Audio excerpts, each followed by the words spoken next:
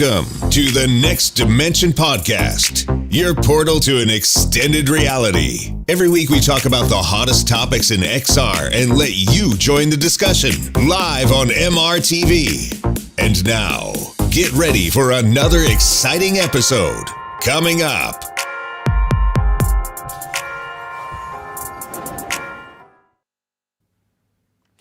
Hi and welcome to Season 2, Episode 6 of the Next Dimension Podcast, your podcast that's all about VR and AR. And today with a very special episode, an interview episode. It's my big honor to speak with Tipatat Chennavasin, who is the general manager and co-founder of the VR Fund. Tipatat, how are you doing? Hi, Sebastian. I'm doing very well. Thank you so much for having me on the podcast. Really excited to be here and share my story and talk some XR with you, man. Wow, I'm so excited about this one. This is a very special episode. I am so interested and excited to get to know more about the other side, the investing side of this industry.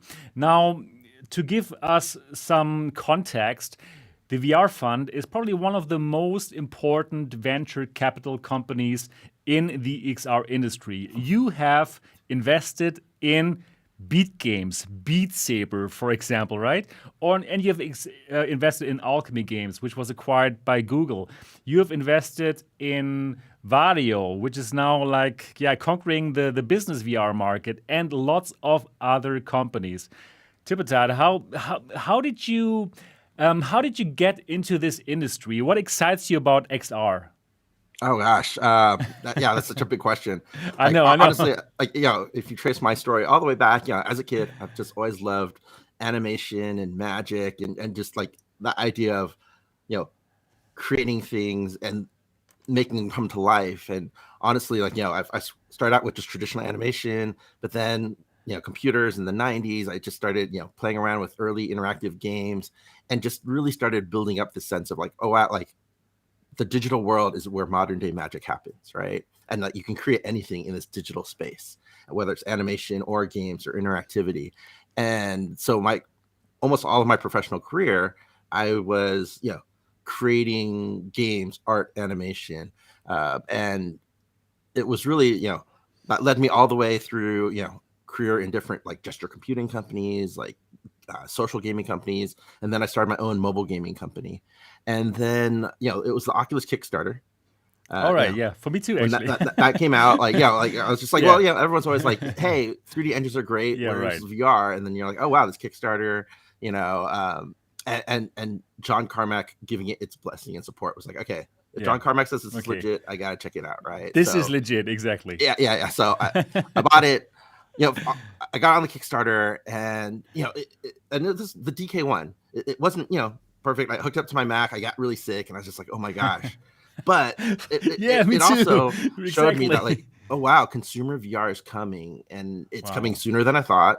And it's going to be pretty amazing. And then when the DK2 came out and had positional tracking, I was like, wow, this is really something special. Like magic. Having, that 6 degrees of freedom, was just oh my gosh, so amazing. So just even from the DK1, I started just building simple experiments of what would I do? And I, know Unity, I know, computer graphics tools. And so I just built some simple demos, right? Right. And then I met some people online, we're all fans of The Matrix. And we're like, if we could go anywhere in VR, where would we go? We go, let's go to The Matrix. Love that And so movie. we built a very simple demo, but it had it showcased 4 different scenes. You get to meet Morpheus and he tells you the world's a computer simulation. You get to jump across buildings. You get to dodge bullets. And at the very end, you're in the hallway and you have to stop the bullets and the world turns into the Matrix code, right? That was our vision. And we actually built this. So nights and weekends for about a month, we just worked on this thing and just for the fun of it. But more importantly, in the process of making the jump program part where you have to jump across the buildings, you actually have to program the falling 40 stories and then bouncing off the ground, right? Right, exactly. So the process of making that, I accidentally cured myself of my real life fear of heights. Wow. Yeah, virtual reality. It's magic. It's beautiful. Perfect. And that was my aha moment where I was like, okay, I'm all in on this. I don't want to just be a developer making content or, for games. If this is going to be impactful for everything from, of course, how we play, but how we live and how we work and thinking about, how we heal and all these other things, right? Right. So I ended up talking to a bunch of different VCs that I knew because of my background being an entrepreneur, doing my own mobile game startup. And then I quickly, met a VC. They're like, "Hey, we're thinking about putting together an incubator program, but we really need some help. Would you come and help run the program?" So I joined this VC, helped run the first VR incubator, and that gave me like a platform, right, where I started talking to companies, started going to conferences, speaking on panels, and I was very active on Twitter. Started building out my brand as an investor in the space, Right. And then that gave me the you have opportunity. succeeded with this for sure. I think, but then that gave me the brand. opportunity, to work with my partner Marco to set up our own fund focused just on the space. So about a little over almost 6 years now, we set up the venture reality fund to invest in early stage VR, AR, AI startups. And it was really on this belief that spatial computing was going to be the next big computing platform, next big revolution after mobile gaming and smartphones. Perfect. Or mobile computing. Sorry. What a great intro to what you've been doing. Amazing. Yeah, so we're going to learn much more about your backstory and how you got to where you are with the VR fund, like investing into XR from the very beginning until now, and for sure also into the future. And yeah, I can't wait to learn more because that part of the story, that investing part, we hear too little from it. We hear from these companies, they are successful, but you know what? Companies cannot become successful without getting funding. And yeah, thanks to your fund, for example, thanks to your company, these companies can get big, like Beat Games, giving us Beat Saber and making lots of people happy. So I'm so excited about today's talk. And yeah, this is going to be good. So for all the people who don't know yet about the Next Dimension podcast, this podcast is live streamed every Saturday at 9 p.m. Berlin, 8 p.m. London, noon in San Francisco or the Bay Area where you are, Tipatat, and 3 p.m.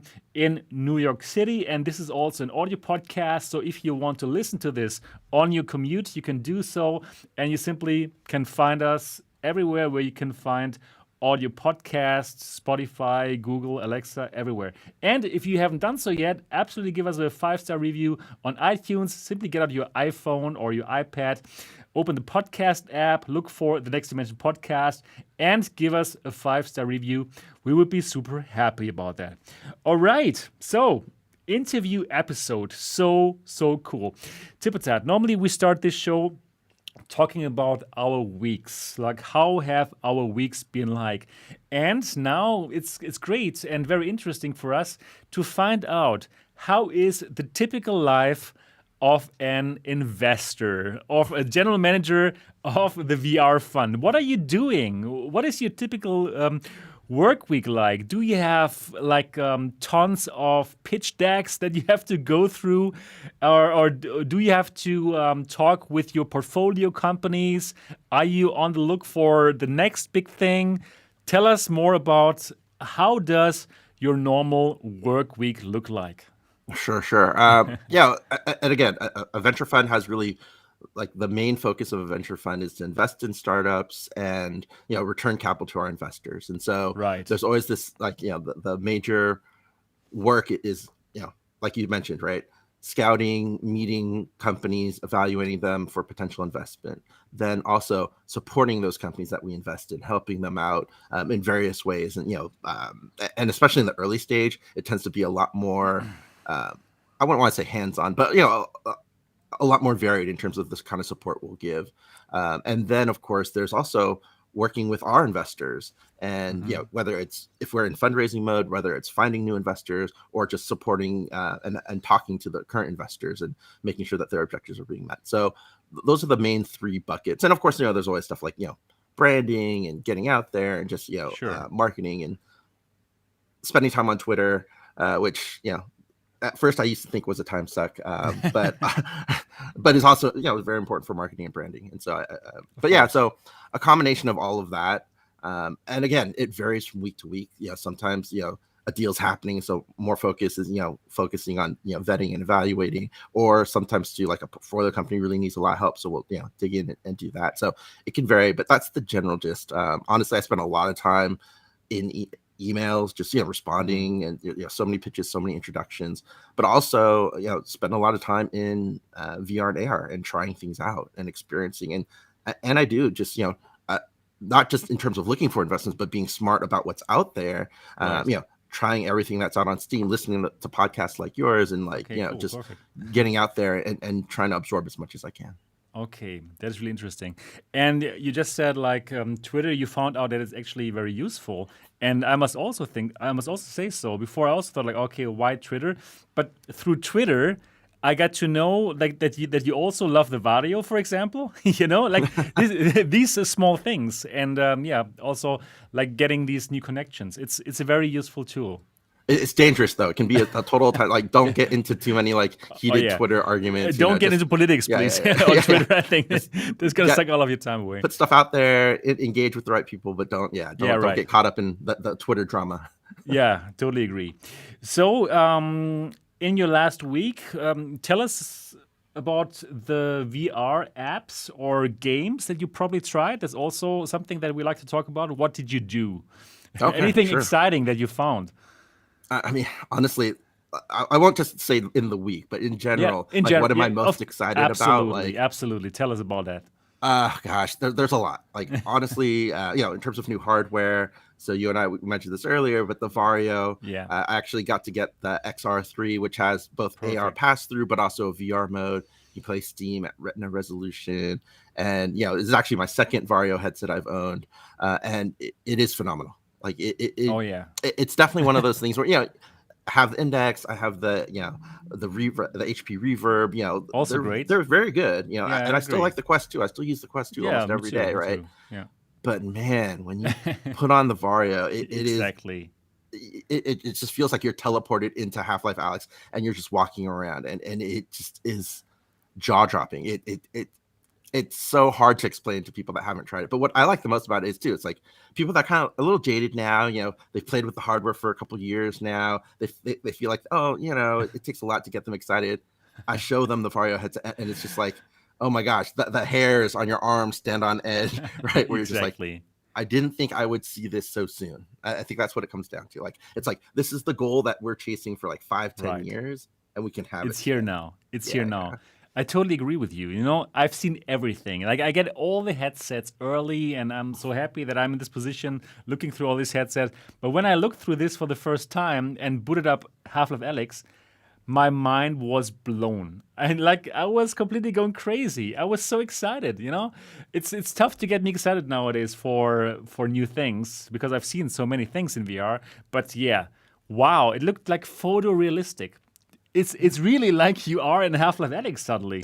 it's like crazy. It's so cool. So wow, I'm excited about this headset, but I'm also excited that this is like feasible right now. So this is going to be something probably that's going to go to consumers for $500 in a few years or so. Wow. It's just exciting that we're going to get this, that everyone's going to get this, not just you and me, but everyone. And also too, like playing with the pass-through mode, like I think this one I haven't tried yet. A lot of people are excited. Like Oculus Quest now officially lets developers use the pass-through, and so we're starting to see more examples of like the Oculus Quest pass-through. But it's a little lower resolution, a lower latency. It's black and white. Exactly. But it's still it's very impressive even with those issues.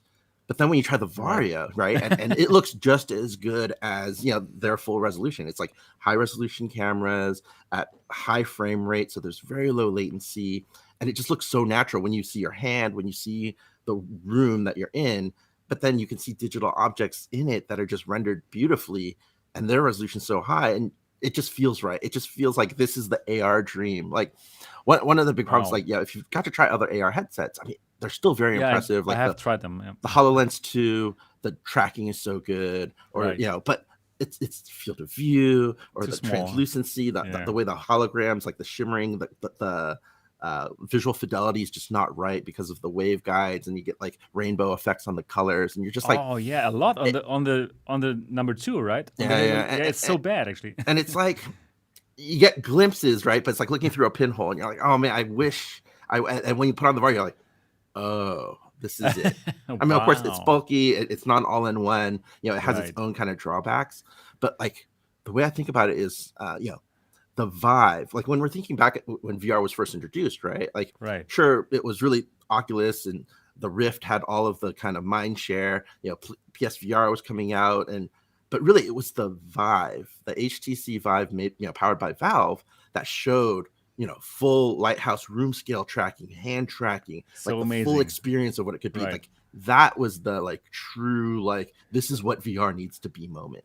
Exactly. And for me, the Varjo headset comes very close to being like, yeah, this is what AR needs to be, right? Where you're like, it's not, like the caveats are much smaller in terms of like the visual, and it's so impactful. Oh my goodness, seems like I have to try the XR3 as well. So I only have the VR3 here, which totally blew my mind. But I think the XR3, I should try it as well. Well, because you're vaccinated, come over anytime. Okay, Open invitation to come visit the Bay Area. Perfect, man. Yeah, I will be there eventually for sure. So now that we're talking about this pass-through-AR and what do you think? Is this the right way to go? Pass through AR instead of this kind of like visual HoloLens 2 style AR? Well, I don't think it's not like right or wrong. It's just what's practical and feasible now, right? Like everything has its own kind of trade-offs and its own like, why would I do this versus why would I do that, right? And what I would just say is, to get that high quality experience, pass through will probably be the most feasible for at least several more years.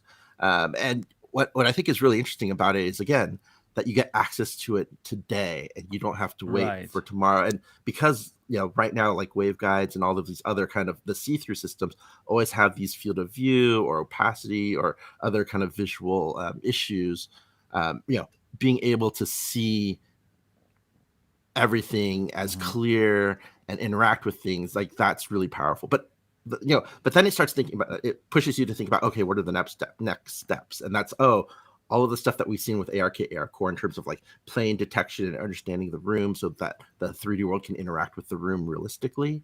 But also input becomes much more of an issue where you realize, with AR, especially on like the standalone headsets, they're like trying to use hand tracking or some kind of like mixed, the Magic Leap does have a 6-off controller, but you're like, really you want to use both hands, probably either hands or controllers, and you want real accuracy, right? And so you start thinking about the next set of problems. But I wouldn't say it's one or the other. Like I think, again, it's about timing and about issue, and it's like there's going to be multiple different solutions, I think. Yeah, of course.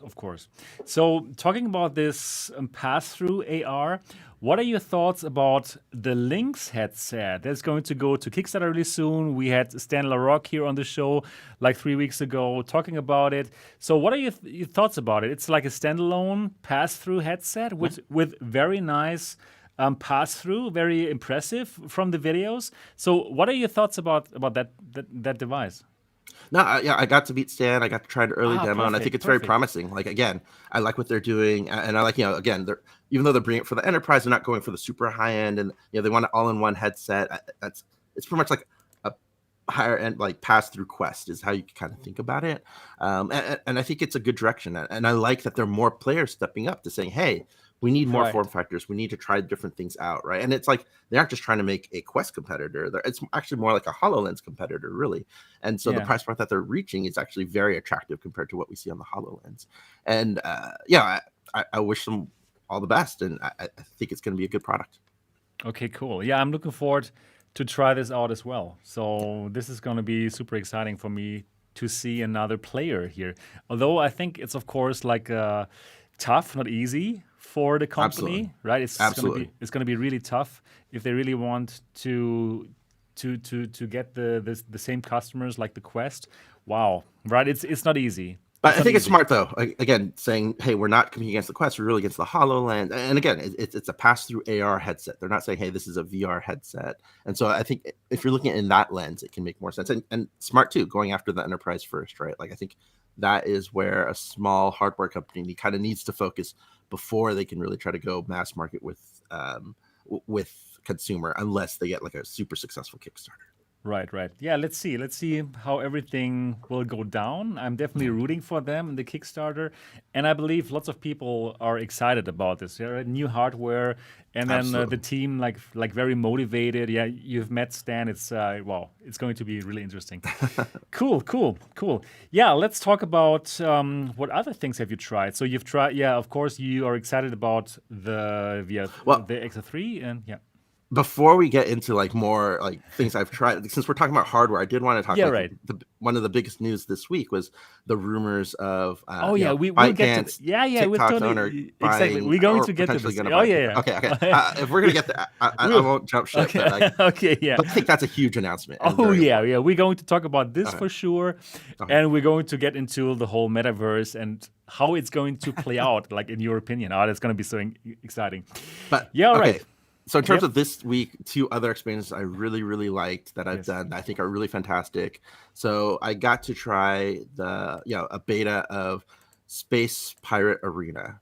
So for those that aren't Okay. familiar, so Space Pirate Trainer DX is going to be a new Right. update. It's going to add this arena mode. It's going to launch September 9th. And I think they're going to increase the price on September 9th. But if you buy it now at the lower price, then you'll $15. get the free upgrade to the Exactly. DX mode. And so the DX mode or arena mode is really standalone. Like it's really a arena scale. So you're playing in the whole like 10 meter by 10 meter place. Oh, I space. love that. And the way it's set up, it's supposed to be, like you playing against another person. They can actually be physically in the same location with you. Right, right. Or they could be, somewhere else in their own 10 meter by 10 meter space.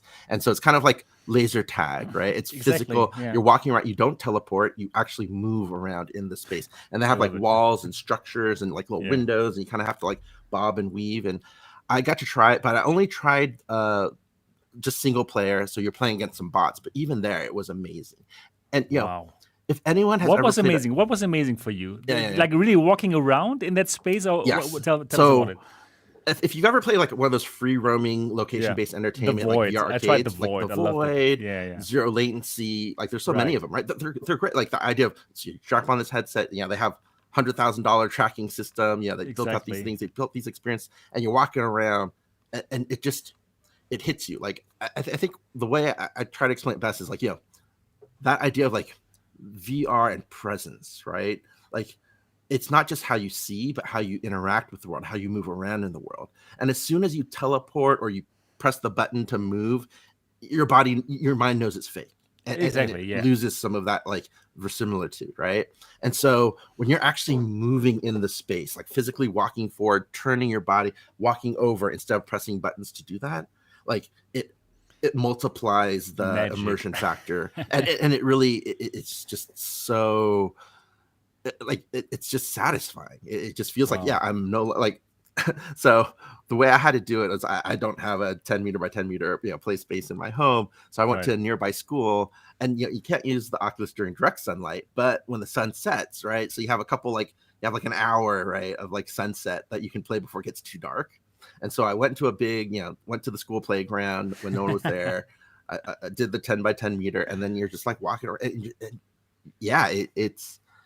it's so good, just like ducking and weaving. It's if you've ever played laser tag, right? It's that same sensation. But you think like VR arcades, it costs multiple millions to set up a location to do this thing, to get the hardware, the backpacks, and the sensors and all that kind of stuff. Not anymore. Now Right? Not anymore. anyone with a Amazing. Quest can do it. That is so cool. At a playground or inside a gym or at a tennis court. Like it's like honestly the Eye Illusion guys, like they've been committed to this idea. They've been working on it for a couple of years now, and they've really done a great job. Like I can't recommend enough. Like wow, everyone needs to try this. And I will say too, it kind of bleeds into like the other thing I wanted to talk to you about in terms of just like that idea of like presence and how good it feels. If you're talking about some of the best VR experiences in my life. Yeah, right. So the other one is, I don't know if you've got to try this, but if you have a big like 10 meter by 10 meter play space, wear a backpack PC and play Half-Life Alyx. Oh, cool, really? But don't use the movement. Don't use the teleport unless you get to the edge of the room. But so when you're walking down the corridors, or like the scene where it's in the containment in the kind of like zoo area, and you're just walking down the corridors, Right. and the antlion comes out, and you have to like shoot, and you're like, oh, it's amazing because it's like it feels so much more physical. You want to duck, you want to be more Okay. engaged with it, and just walking through and just it's that to me is like the best VR experience that you can have. Oh my goodness, I'm so excited now to try, first of all, Space Arena DX, and then Yes. also to try, Half-Life Alyx in the same place. And if you don't have a backpack PC, of course, you can always just stream it from your, Yeah. over Wi-Fi to your Quest, and that's just as great. But just need Wow. a huge play space. But oh my gosh, it's amazing. Wow, So perfect. the other experience I wanted to talk to you about Yeah. was not a gaming experience, but I think this Okay. is one of the more interesting kind of consumer social VR experiences I've tried that wasn't gaming. And so there's a company called World WOOORLD, and Okay. I got to try the beta of this. I think they're going to release it in App Lab within like a month or two.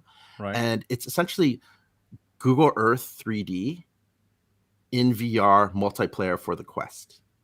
Okay. All And right. if So I'm sure like we can go to you've tried places Google together. Earth, right? Yes, Yeah, obviously. yes. So I could show you, like where I grew up or Exactly. Yeah. my favorite ramen places in Tokyo, all that kind of stuff. But actual 3D geometry, not just Google Street View like Wander. You can actually get the 3D geometry. And again, I've always loved Google Earth. Like it's been one of my go-to, like to show people what VR Also, can be. exactly, magic. Yeah. Right. But it's not available on Quest, and so many people have never tried it. But also the one thing I always wished was I wish it was multiplayer. I wished you could be there with other friends and you could talk to them about stuff and go on tours with them or talk about places. And so they're adding those features. They're letting you do some graffiti and like import like 3D objects into that world. Wow. Yeah, it's a really, really cool application. So I think is it using the same data from Google? so. It uses. I think they're actually using the Bing Maps data. Okay. But again, you get 3D geometry, Okay. akin to the Google stuff, and it's super awesome. Yeah, Wow. I love the idea of again thinking that VR, of course, is great for gaming, but great for so many other things, education, tourism, and all that kind of stuff. And here, I think it's definitely one of the more compelling. It's probably one of my favorite Quest applications that I've tried. Wow. Tell us lately. again, what is the name? World with So three World O? with 3 O's in the middle. So I think if you go to Okay. world.io, that's the website. You could sign up for the beta. I think they Right. should be on App Lab pretty soon. But yeah, that's another one that I really liked. And then so one Exciting. more Okay. kind of talking more about this kind of non-gaming side of things Yeah. too. You talked about already like the Horizons Workplace stuff. Oh, wow. and, I love it. I love it. Love. I know a lot of people have pushed back and say, hey, no, like Why? But like they don't like cartoony avatars or that, but like some of the interaction stuff they do, so smart, so clever. Yeah. I love the holding your controller, flipping it upside down, and using it as a pen on your table. What a genius so idea. great What to a genius draw. idea. It's not their idea. It has been there from another company, actually. It's Okay. called We Are, a German company that also does yeah. these things. But this is, they took the best stuff and put it into one product that is They polished it easy up, to use. made it very nice, and Yeah. it's very easy. Like kind of a little bit of a step to like get logged in and registered and all that kind of stuff. But once you are, Right. it's nice. Like I really like it.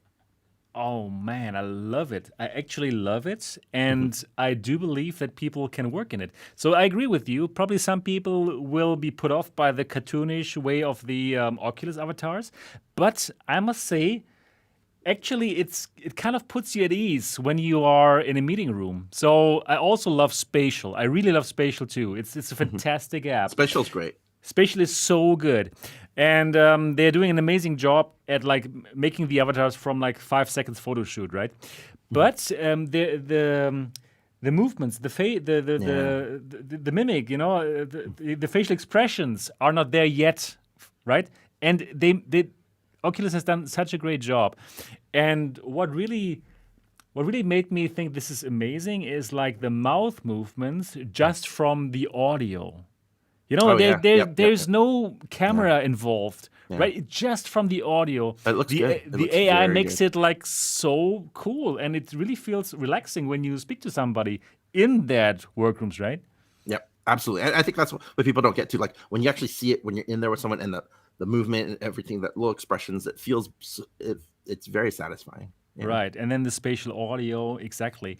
So, do you you Tipatat, would you go into Workrooms to listen to a pitch if somebody wants to pitch to you? Absolutely. Okay. I'm waiting for it. So pitch me in the workspaces. Let's do it, guys. Okay, and gals. perfect. Yeah, guys and girls out there, now you know how to get to Tipatat. Tell him you want to pitch in Workrooms, and you're gonna have like an open ear directly. Yes. That is cool. Yeah, great. This is absolutely one thing that I also really enjoyed in the last weeks, like trying it out. And it was like such a surprise, right? Like Facebook simply dropping it.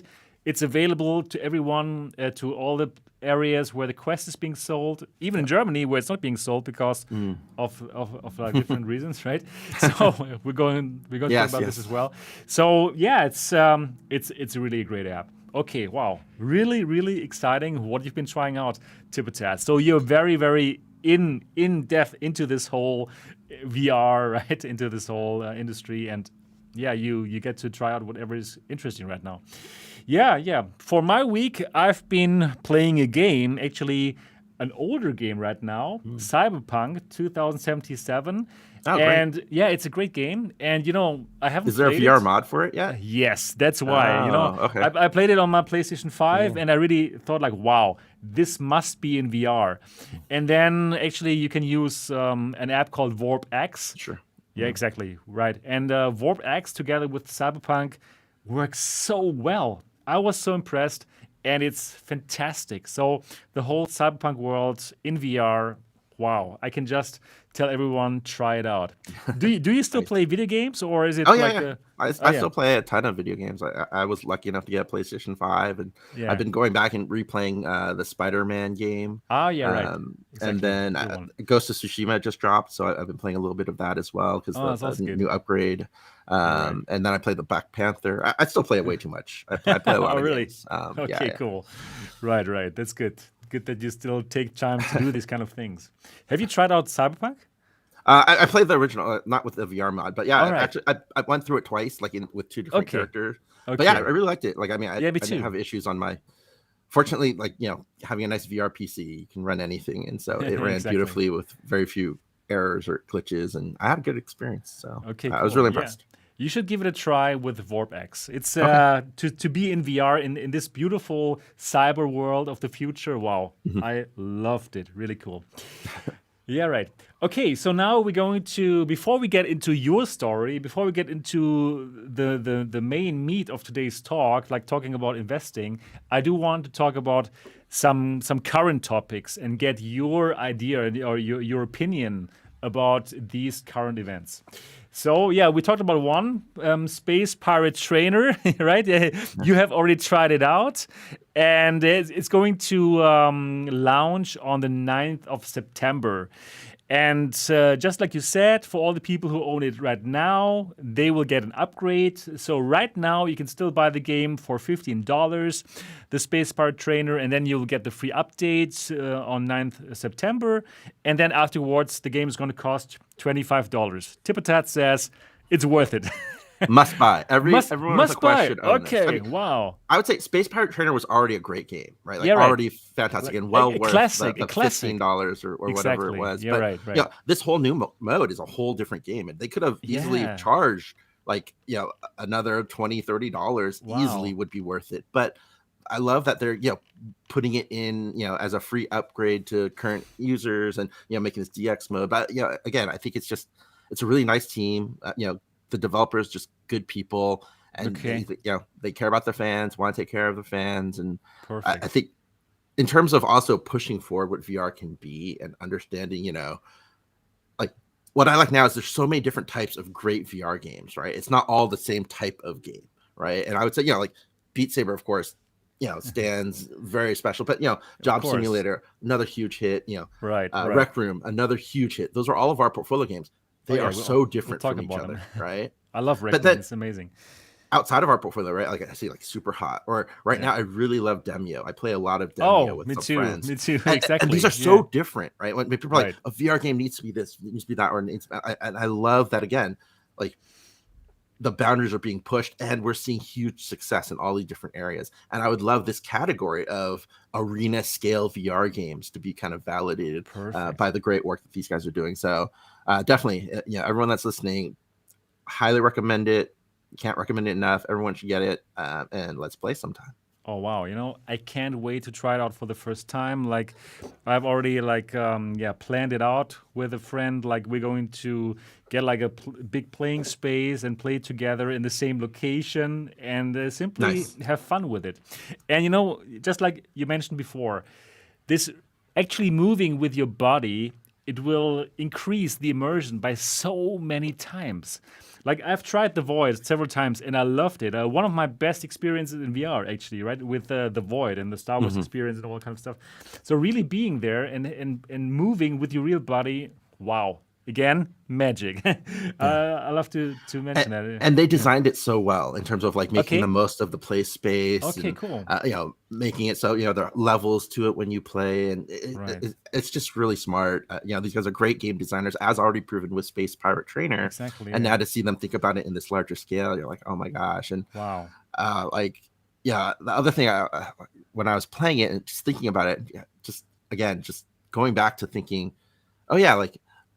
I've kind of done similar things, but man, they were so expensive and so crazy and so involved. It's almost Right. like for the price of a couple tickets, you can actually own the whole thing, right? Exactly. That's exactly. crazy. You can own that. That's pretty amazing. And Oh. and finally, the Quest is being used in a way that how you can use it, right? Yeah. It's perfect for this.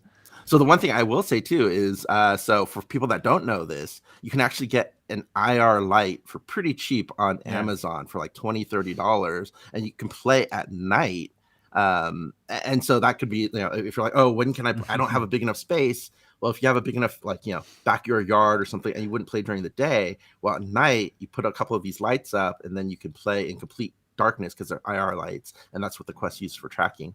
And so I think Right. there's going to be so many different ways that you can play this, where even if you don't have access to a gym or a warehouse, that you can still Exactly. play in your backyard pretty comfortably. Cool.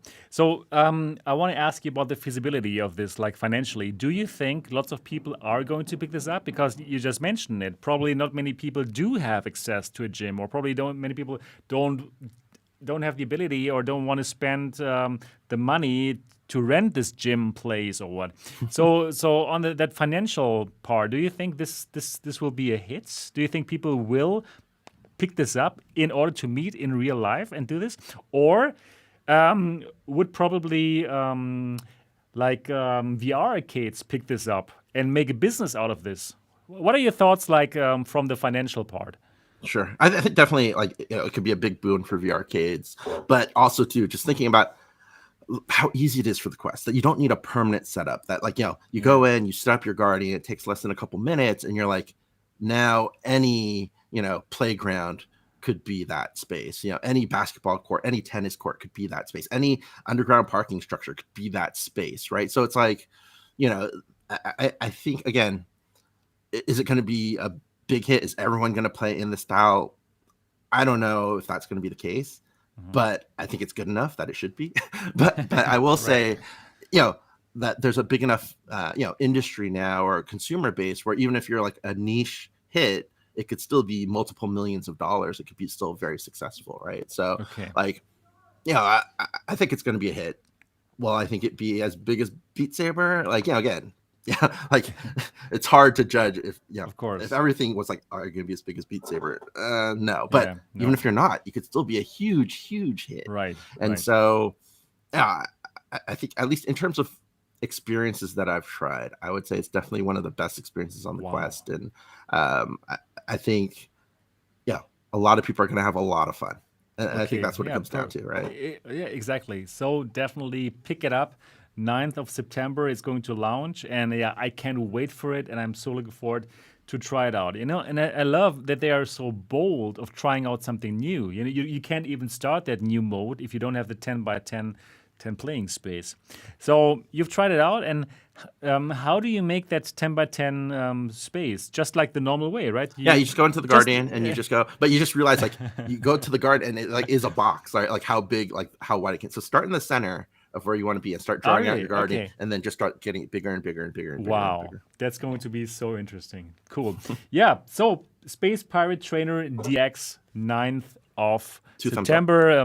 Tipatat gives it a 2 thumbs up, so let's try it out. Okay, then the next topics are about the Quest 2, and the Quest 2 is getting more amazing. Awesome. It's crazy, right? What they're doing with that, it's unbelievable. So the Oculus Quest 2, there is a 128 gigabyte model now that went on sale. And it's cost the same price as the 64 gigabyte model, so $299. An amazing price for an amazing headset, right? Just getting better, just getting cheaper in that way. And also the software is getting better too. It's crazy, like how they're pumping out that new software, right? It's like it feels like every couple of weeks there's a new update and it introduces some cool new features. Now, what do we get now? They're combining Facebook and Oculus Friends for your chatting. There is like Oculus Move tweaks where you can now set up your weekly goals for your fitness if you want to use the Quest for fitness. Then it's easier now to share and download the media that you have like recorded on your Quest 2 to your phone, and then you can share it from there.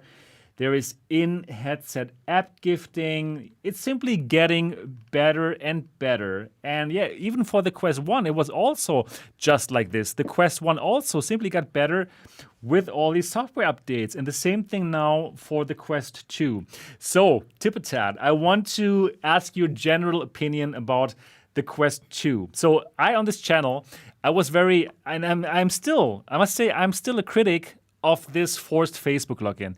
You know, in my personal opinion, they would have even sold more if they wouldn't have done that. And in my opinion, they should have done it like voluntarily. Just make a service so good, like Horizon or whatever, that you want to do this voluntarily. Sign up with your Facebook account. What is your general thoughts about this part, and also that Facebook is now, the most powerful, company in our industry? So many things to ask you. Yeah. Go at it. I mean, I think fundamentally though, like Facebook's earned it, right? Like they've earned that position. Like they didn't fall into it. It wasn't an accident, right? No, like they invested when no one else would. They doubled down when other people left. So like, you're right. Like, I definitely feel like, Mark Zuckerberg has that vision, has that like, we want to make this happen. We're gonna make this happen, and that's incredible. Like that's amazing to me.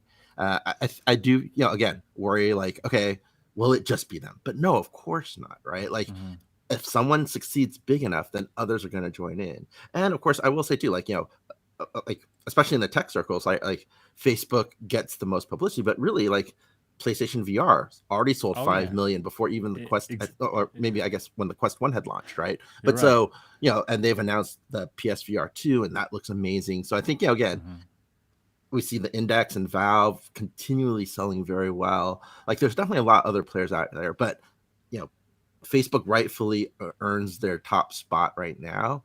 Will they hold it? Well, I think, again, we're in very early innings of this game. And I think once people start realizing, other giants like ByteDance will jump in, and we're going to see a lot more movement like that. And of course, the rumors of Apple and when they will jump in, they're the biggest, elephant in the room when it comes to, kind of computing platforms. And so I think we're in for exciting times. I'm not overly worried about Facebook's dominance, but I also feel like, they paid their dues. They get to be with that because they believed when others didn't. And so, in terms of the Quest and what they've done with the Quest 2, I think it's fantastic. I love that, again, they're giving people more for the same price, right? Bumping up from 64 to 128. But also, like you said, the software is so much better now. Like it's a much better product when it launched, and it was already a great product.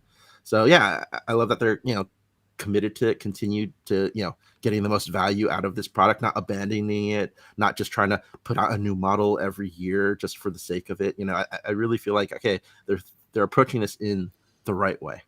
Okay, and there's still so much potential in the Quest 2. I believe it's not even used at its full potential. There's not even so many games out there which would only use the XR2 chipset. So I think it's still full of potential. And I agree with you. They have absolutely paid their dues, and they are the ones who are pushing it to go full in. other companies like Google, they could have been at the same spot right now, right? But Google totally let it go. With Daydream, they just thought like, no, we're going to wait until somebody else does it. Okay, so Facebook is doing it, right? Okay, probably it's going to be a bit tough. Do you believe that Google will come back again for VR, or do you think they will simply go to AR directly?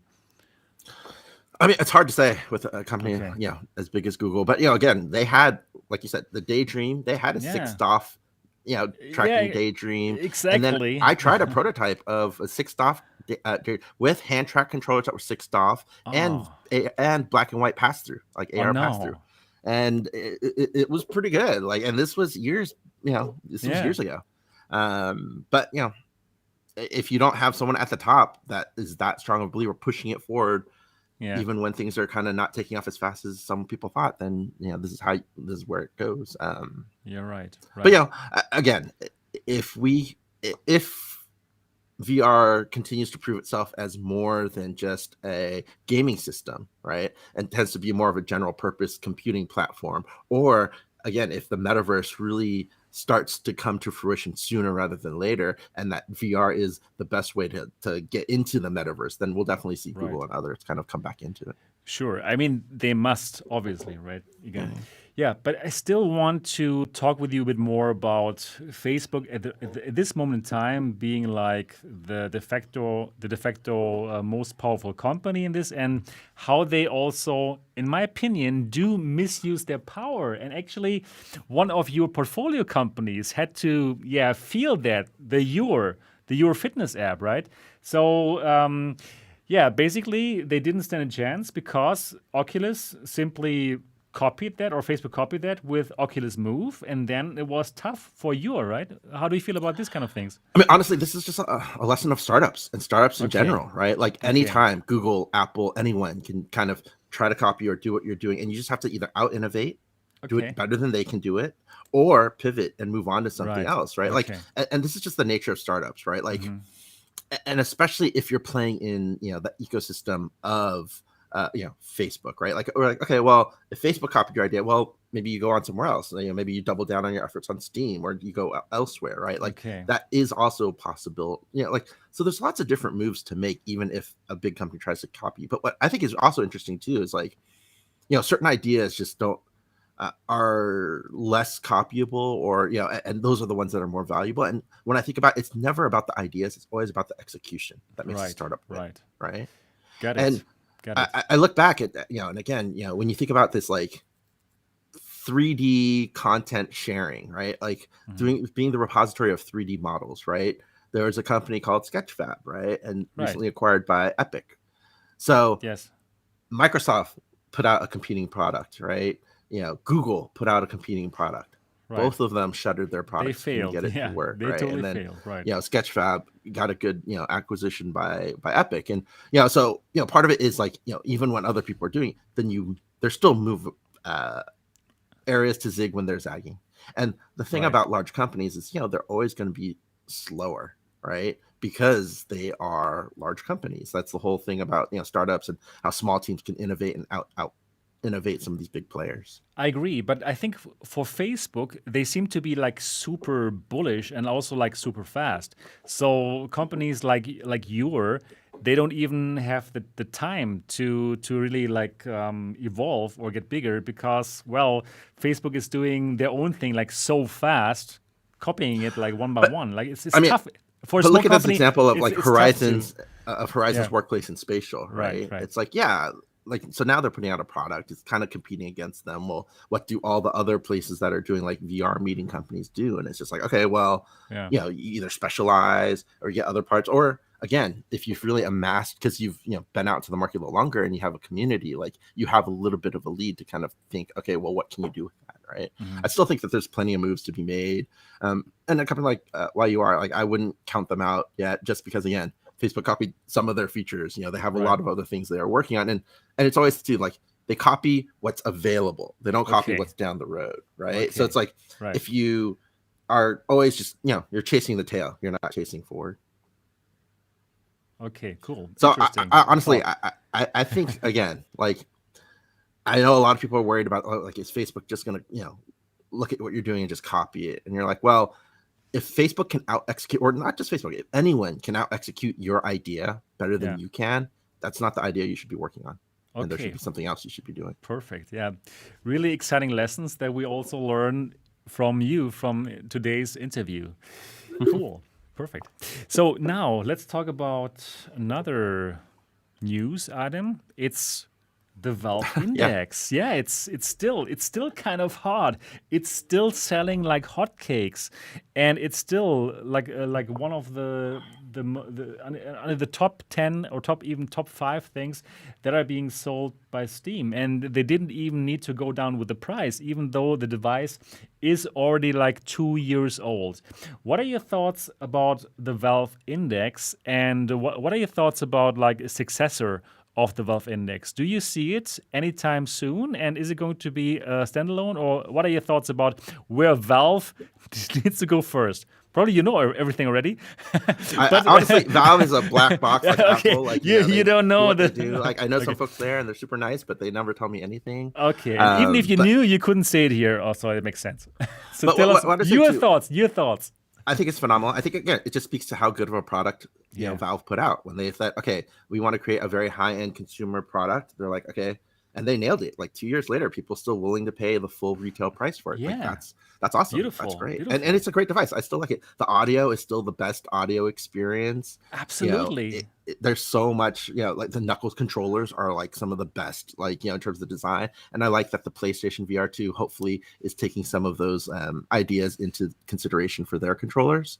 Yeah, in terms of what they're doing next and where they're going, I have no idea. But what I love is, you know, this idea, you know, they're committed to the high end, to a great experience, to the best consumer experience that you can have. And so what I would like to see is kind of them doubling down on these kinds of things. And I think the all-in-one and the competition go mass market, like Facebook already owned that. There's no point in them trying to follow that, right? Like, I don't want to see Valve try to build a Honda. I want to see them continue to make, you know, Ferraris, right? Like, I feel like that's what they're doing. And so it makes sense. In that same way, you know, I think it was, gosh, why am I blanking on his name? Bradley, the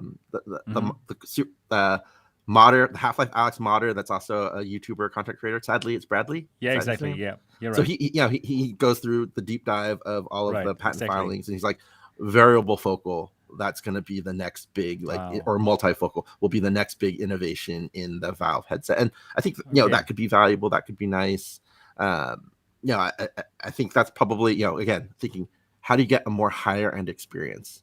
I think one of the more interesting things is if you listen to Valve, what they've talked about, it's a lot about BCI, brain computer interfaces. And, you know, they've talked about how they're working with the Open BCI team and this idea of, you know, can they create more input to create more compelling games? I think that's super exciting. I don't know if that's necessarily going to be in the next index, but, you know, overall, I will say one thing. I think the thing that speaks the loudest is, gosh, and I don't want to be negative, but like it's really just shown how far HTC has kind of fallen. Yeah, where you're like, you know, when they first partnered together to put out the first, you know, Vive, you know, it was a great product, but then, you know, something happened. I don't know. The relationship broke apart. Valve, you know, is building their own. It's still, you know, top seller, still at the full price. I think, you know, HTC Vive has put out 3 or 4 different headsets. None of them, you know, at least on the PC headsets, have been successful. And, you know, now they've actually gone back to the old design with the new one, at least the old, like, you know, industrial design, even though there's new, you know, internal components. So it is a better experience than the previous Vives, but still, it's definitely like, you know, Cosmos was a bad direction.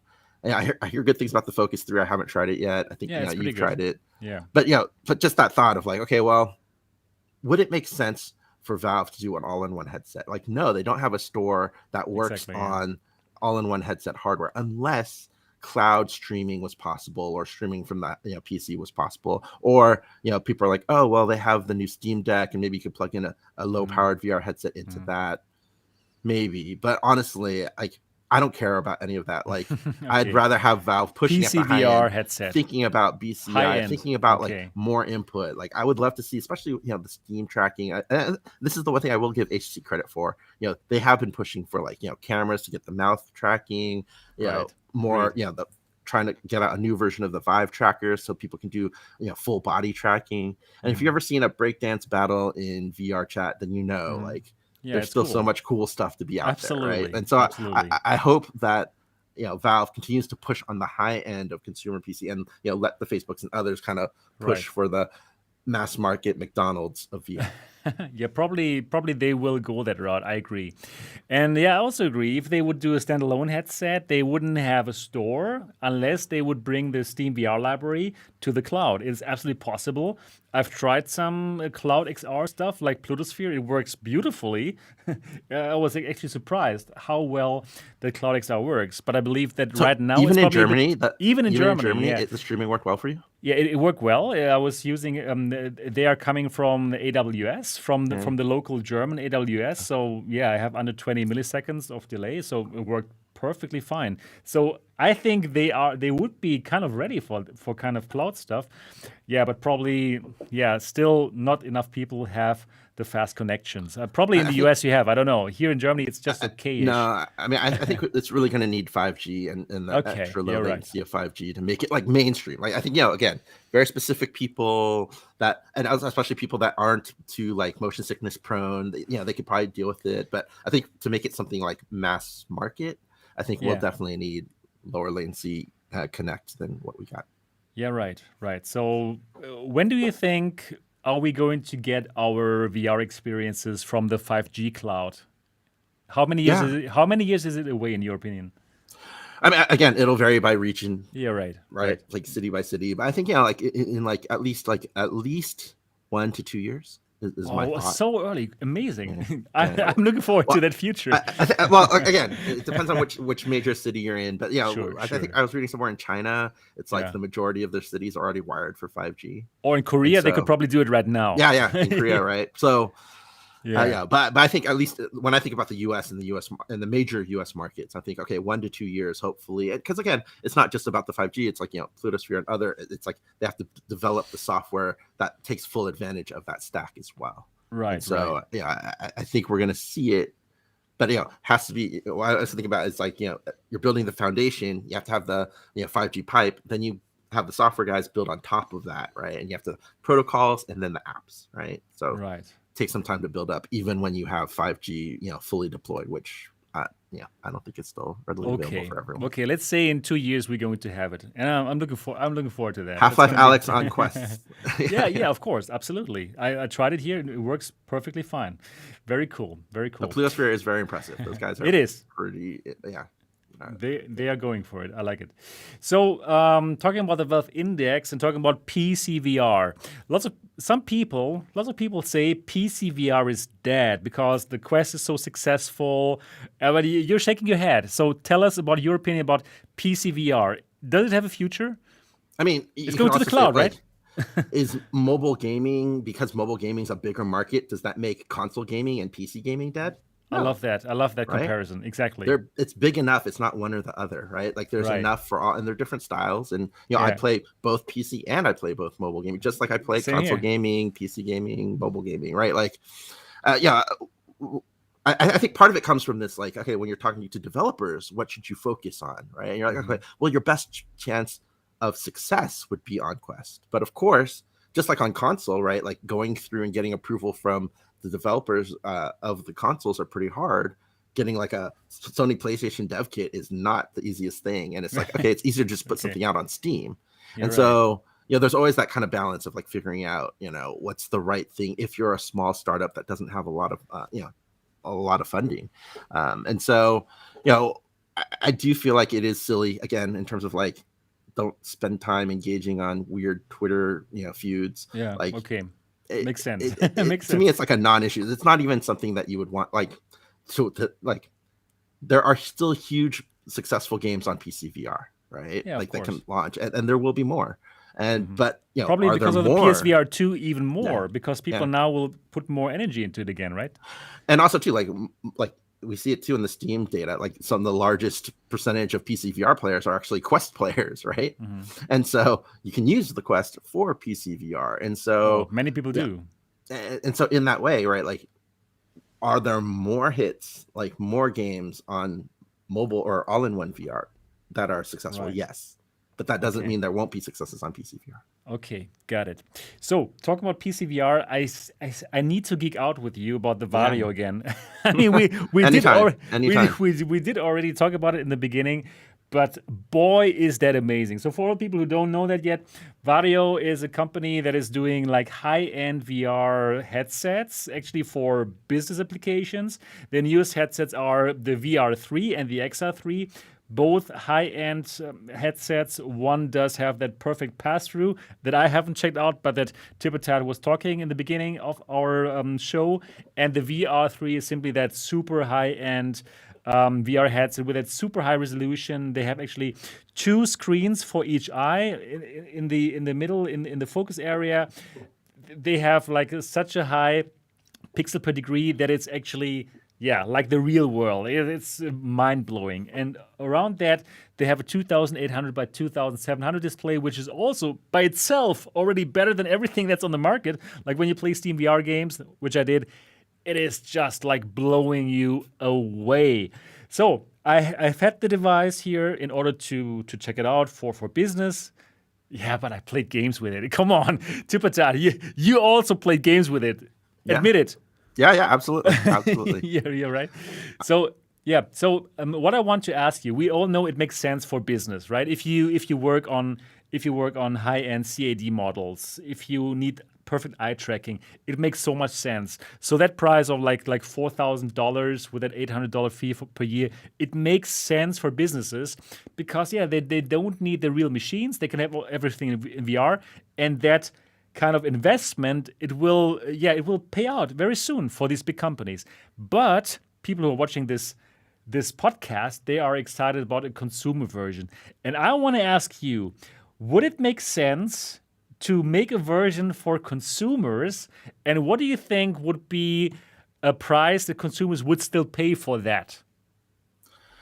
Okay, it's a good question. Like honestly, it's hard to tell what what consumers will pay for. You still have again, we talked about the index. It's already selling for $1,000 full kit in. Yeah, right. It's still doing very well. So definitely, the ability to do something more expensive seems like it's very likely. But I think part of the problem too is if you look at the Varjo headset, right? It's not just the dual display, which is super impressive. It's super nice, but even the little things, right? Which is, so it has eye tracking because you really want your eye centered to see the sweet spot of the high resolution. And then you want so it does automatic IPD adjustment. It does all of these other nice things that, it just makes it easier for different types of people to put on the headset and try it out and get the best experience. And those are things that, again, add to the cost, right? It has to have a cooling system, it has to have all these other things. And so, it's even if they try to mass market and bring it down in price, I couldn't see it I couldn't see it being super, super cheap because it is a premium product. But at the same way, I'm not saying when people are saying, hey, Ferrari, can you make me a $20,000 car? It's well, is that still a Ferrari? Yeah, you probably don't want it, right? You probably want to have that high-end experience, right? Yeah, it makes sense. And I would say, and it's worth it at that high-end experience. Is it worth it's, to me, the way I think about it was, I remember at Oculus Connect, Michael Abrash, he's the head of the Facebook Reality Labs, on the R&D side, and he was talking about, okay, to get Retina resolution, it will take us 10 years, right? Here we are now, 2021. The Varjo pitch was, hey, we can do that. We have it today. We could do that this year. We'll release a dev kit and it will show you what that is. And that's how they got us on board. Where it's okay, if you could shortcut 10 years. And so now we're closer. We're 5 years away from that artificial hypothesis timeline. But it's what would you pay to have that 5-year leap in time to get Retina resolution today, right? Good question. Yeah. Yeah, you know what? Actually, I believe that there is a market right now, especially for those, flight simmers. Yeah. They already invest so much in the whole setup, right? That the motion seat, and they would definitely pay $2,000 or even $2,500 if it wasn't for that yearly fee. You know, that yearly fee. Yeah. They obviously they don't want it. They don't need that kind of feedback support that other companies need. So I honestly believe that Vario would sell like a lot of these headsets, and they would be more visible in our industry because, yeah, well, consumers, right? Consumers will pick this up, and they would directly put themselves into this high-end consumer market. They would probably own it. They would probably completely own it from day one. That is what I think. Well, what you should do is Valve, if you're listening, Yeah. Gabe, buy Vario, make that the index too, and Yeah, boom, exactly. it's There- good. It's good. To there go. you have It's it. good to There you go. have It's it. good to go. Exactly. No, but seriously, like the one thing I think about too is like, why is it important? And when you're talking about like how good is this retina resolution? What does it mean? Oh, it's good. Unlocking new applications. Like you talked about flight sim, right? Like Yeah. with the Vario headset, I think it's the Swedish government has finally like certified that training in the Vario headset with the flight sim is as good as going up in the air. And so Wow. you get the same Okay. credits. Okay. And so you're like, that's how good it is. And so you're like, okay, the Vario headset seems kind of expensive, but compared to taking out an airplane and flying it, Yeah, it's exactly. a steal. It's right? a steal. It's friggin' cheap. So, but Right. going back to what you're saying though, I do think another way to get it out there and start a petition. If enough people sign it and say, hey, Okay, we would pay okay. for it. I like it. At this price Yeah. point, if it could get maybe 10,000 people to sign up at a $2,000 price point. I think yes. I think they would. I think they would listen. I think they would, maybe it'd have to be like 50,000 for them to get the green light, but I think it could Okay. be achievable. I think I already have some kind of petition out there. Like I made it through the Lens video, and I said, people, okay, I did. if you I want, tweeted it. I retweeted Yeah, it. I was like, exactly. hey, get people. I was like, I'm behind this. Tell them Yeah, I'm just perfect, yeah. I'm an early investor. I'm not on the board. I can't control what they do. But I will say the other thing too. If you just think about what they've been doing though, every couple of years the new headset comes out and Yeah. it's half the price with more performance. Exactly. And so they are on that curve. They so are. hopefully They are on they the can way. get there. Within a couple of years to that 2,000 and even more comfort and all these other things. We'll see.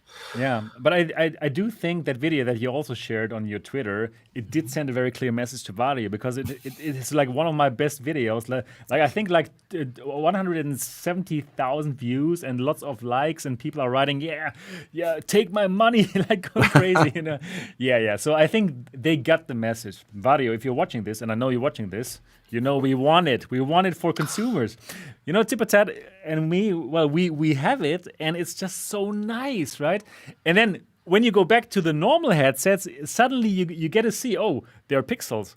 Before I still love the G2 and the Quest 2, but now going back to these headsets, it's tough.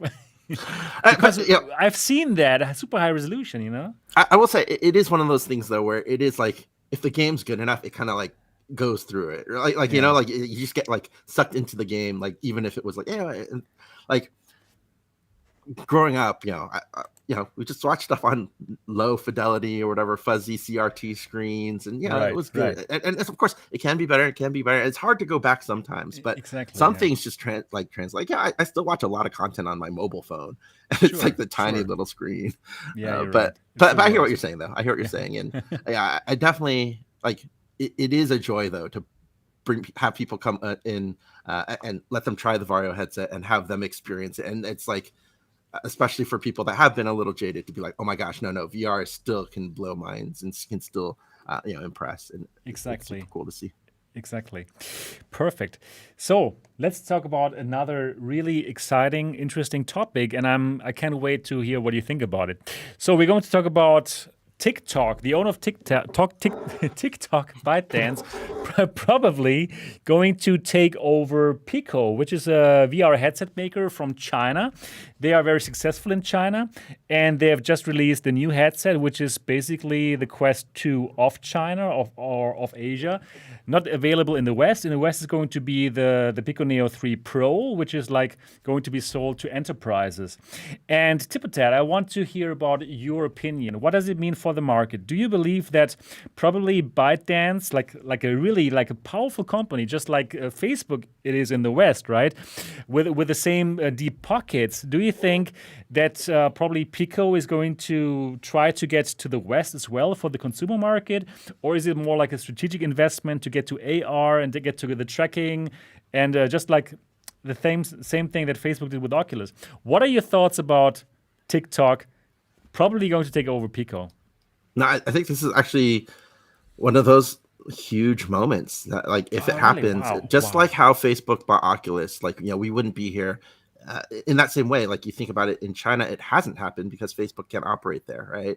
So there is no Quest in China. And you think about how big of a market China is. It's the biggest market, right? Like, and so, what people are worried, like, is Facebook going to own VR? Are they going to own the metaverse? Like, well, maybe they might own the Western metaverse, but they might not own the global metaverse, right? And so, in that way, like, I think in the small, view of this, okay, well, maybe they'll just bring VR to China and kind of rule that ecosystem. But I think, like you're saying, like, the bigger thing is to be the global empire, right? And I really hope it is a bigger vision. And, just how they brought, like, TikTok to the West, and now that TikTok is super, I think that opportunity is there. Of course, this raises a whole bunch more issues in terms of, like, data privacy. And, I think there's already concerns about, like, is Facebook, the best, trustworthy steward of our biometric data that, VR can have. And you're like, well, what does that mean for ByteDance and others? Right. I think a lot of this is going to be that, learning and figuring it out in the open and kind of seeing what it is. But more importantly, we need bigger players. We need more players. We need bigger players. So I'm super excited for this. I think this is one of those important moments that we're going to look back on and be like, yeah. I think what's really interesting too is, like, if we think about things, right, like, it was, Apple and Google, with the Android, or Microsoft, we think of, like, these guys as being the bigger players. And then, of course, when Facebook came up, they're like, okay, well, no, we want to own the next platform. So that's why we're getting Oculus. And now that Oculus has kind of proven that VR could be the next platform, now we have others taking notice. And, especially the big players in China being like a ByteDance saying, hey, okay, no, we need to compete, and we're going to throw our hat in the ring. And so it's pretty amazing to see, but it makes a lot of sense. Okay, makes a lot of sense. So do you think it could be, like, actually competition for Facebook, even in the West? It could be. Again, it's hard to say, but although what I think is actually really interesting too is if we think about global and the big opportunity, like, the market in China is so big and big enough in itself that it's like, man, they could just own China, and that's more than enough. Okay, and you're right. A huge, alone huge player, that market is enough, right? Yeah. But it's interesting. It's more of that, but TikTok is so successful also in the West. It's crazy. Like, it's a huge kind of player.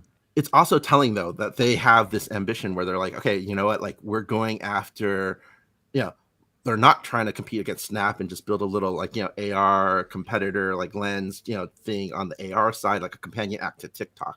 They're making a bigger play, which to me would seem like, again, they get this idea of the metaverse and thinking that this type of headset could be one of the big important on-ramps onto the metaverse.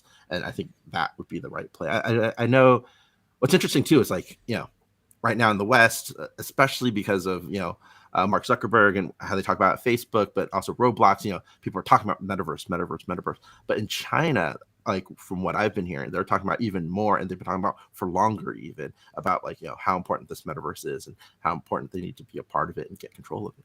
Wow. Yeah, the metaverse. That's going to be what we talk about in the second part of this interview episode of the Next Dimension podcast. So, wow, we've already spent like more than 1 hour just talking about the current stuff. In the second part, we're going to talk about the VR fund, your investments, so what do you think about the metaverse, and all these exciting things. Before we get to the second part, we're going to do a 1-minute break, and well, we'll see you all in 1 minute.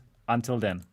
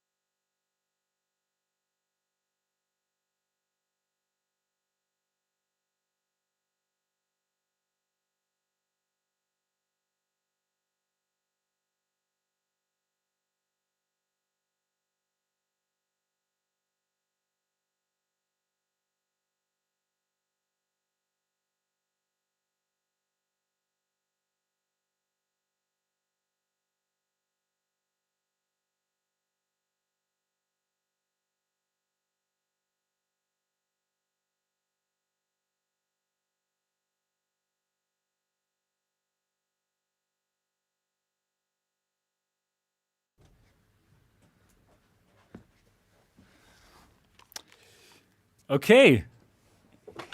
Here we are.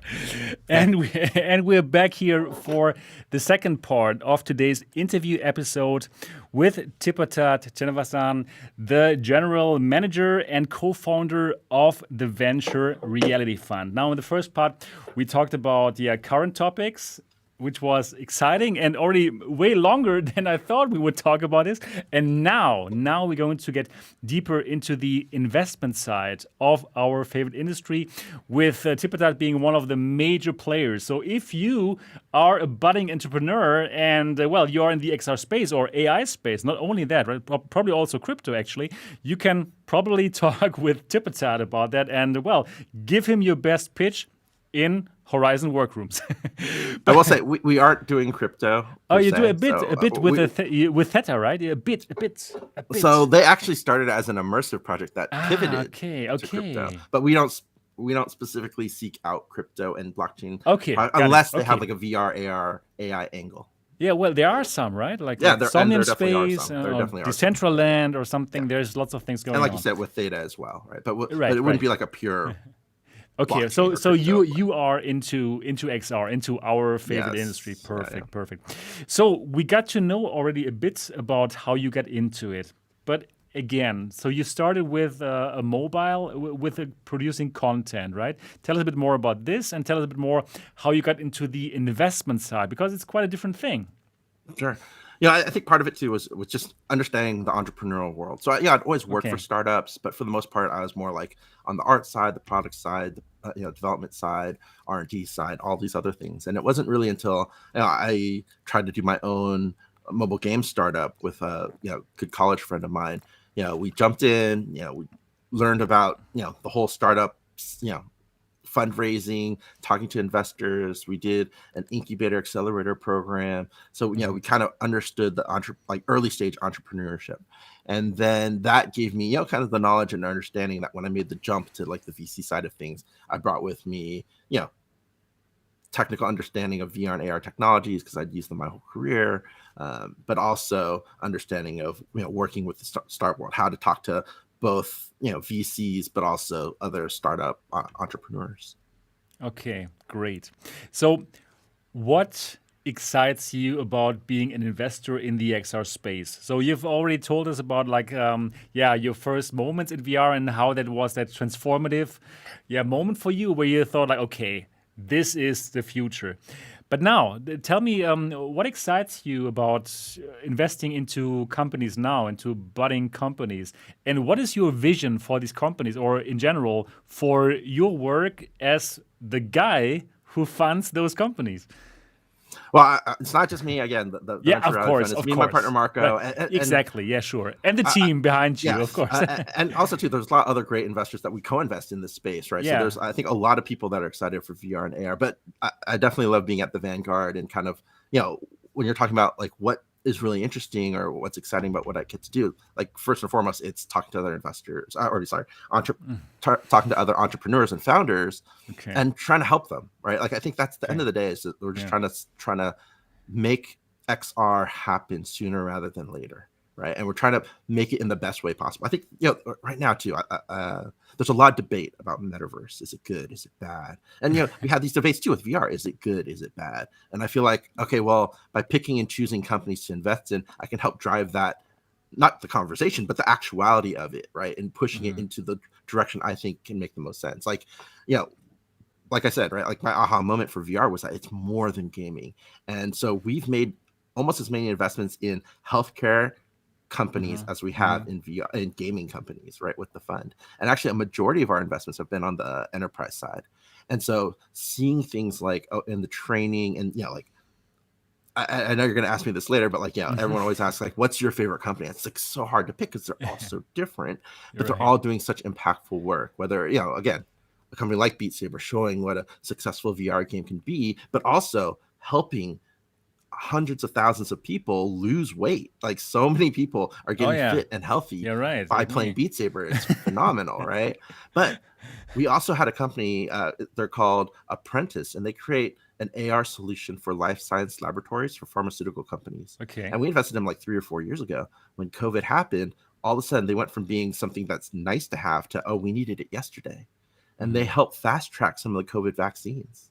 Oh, wow. And so to know that like VR, AR technologies are being used to help solve the world's biggest problems today, like that's phenomenal. And that's so, a good feeling. Like when you're saying like what's possible, what's out there to prove that VR is more than just gaming, to prove that, great entrepreneurs can build companies that have hundreds of millions of dollars in revenue. Like that's so compelling, so exciting, and so happy to see. Like, Rec Room became our first official, software unicorn.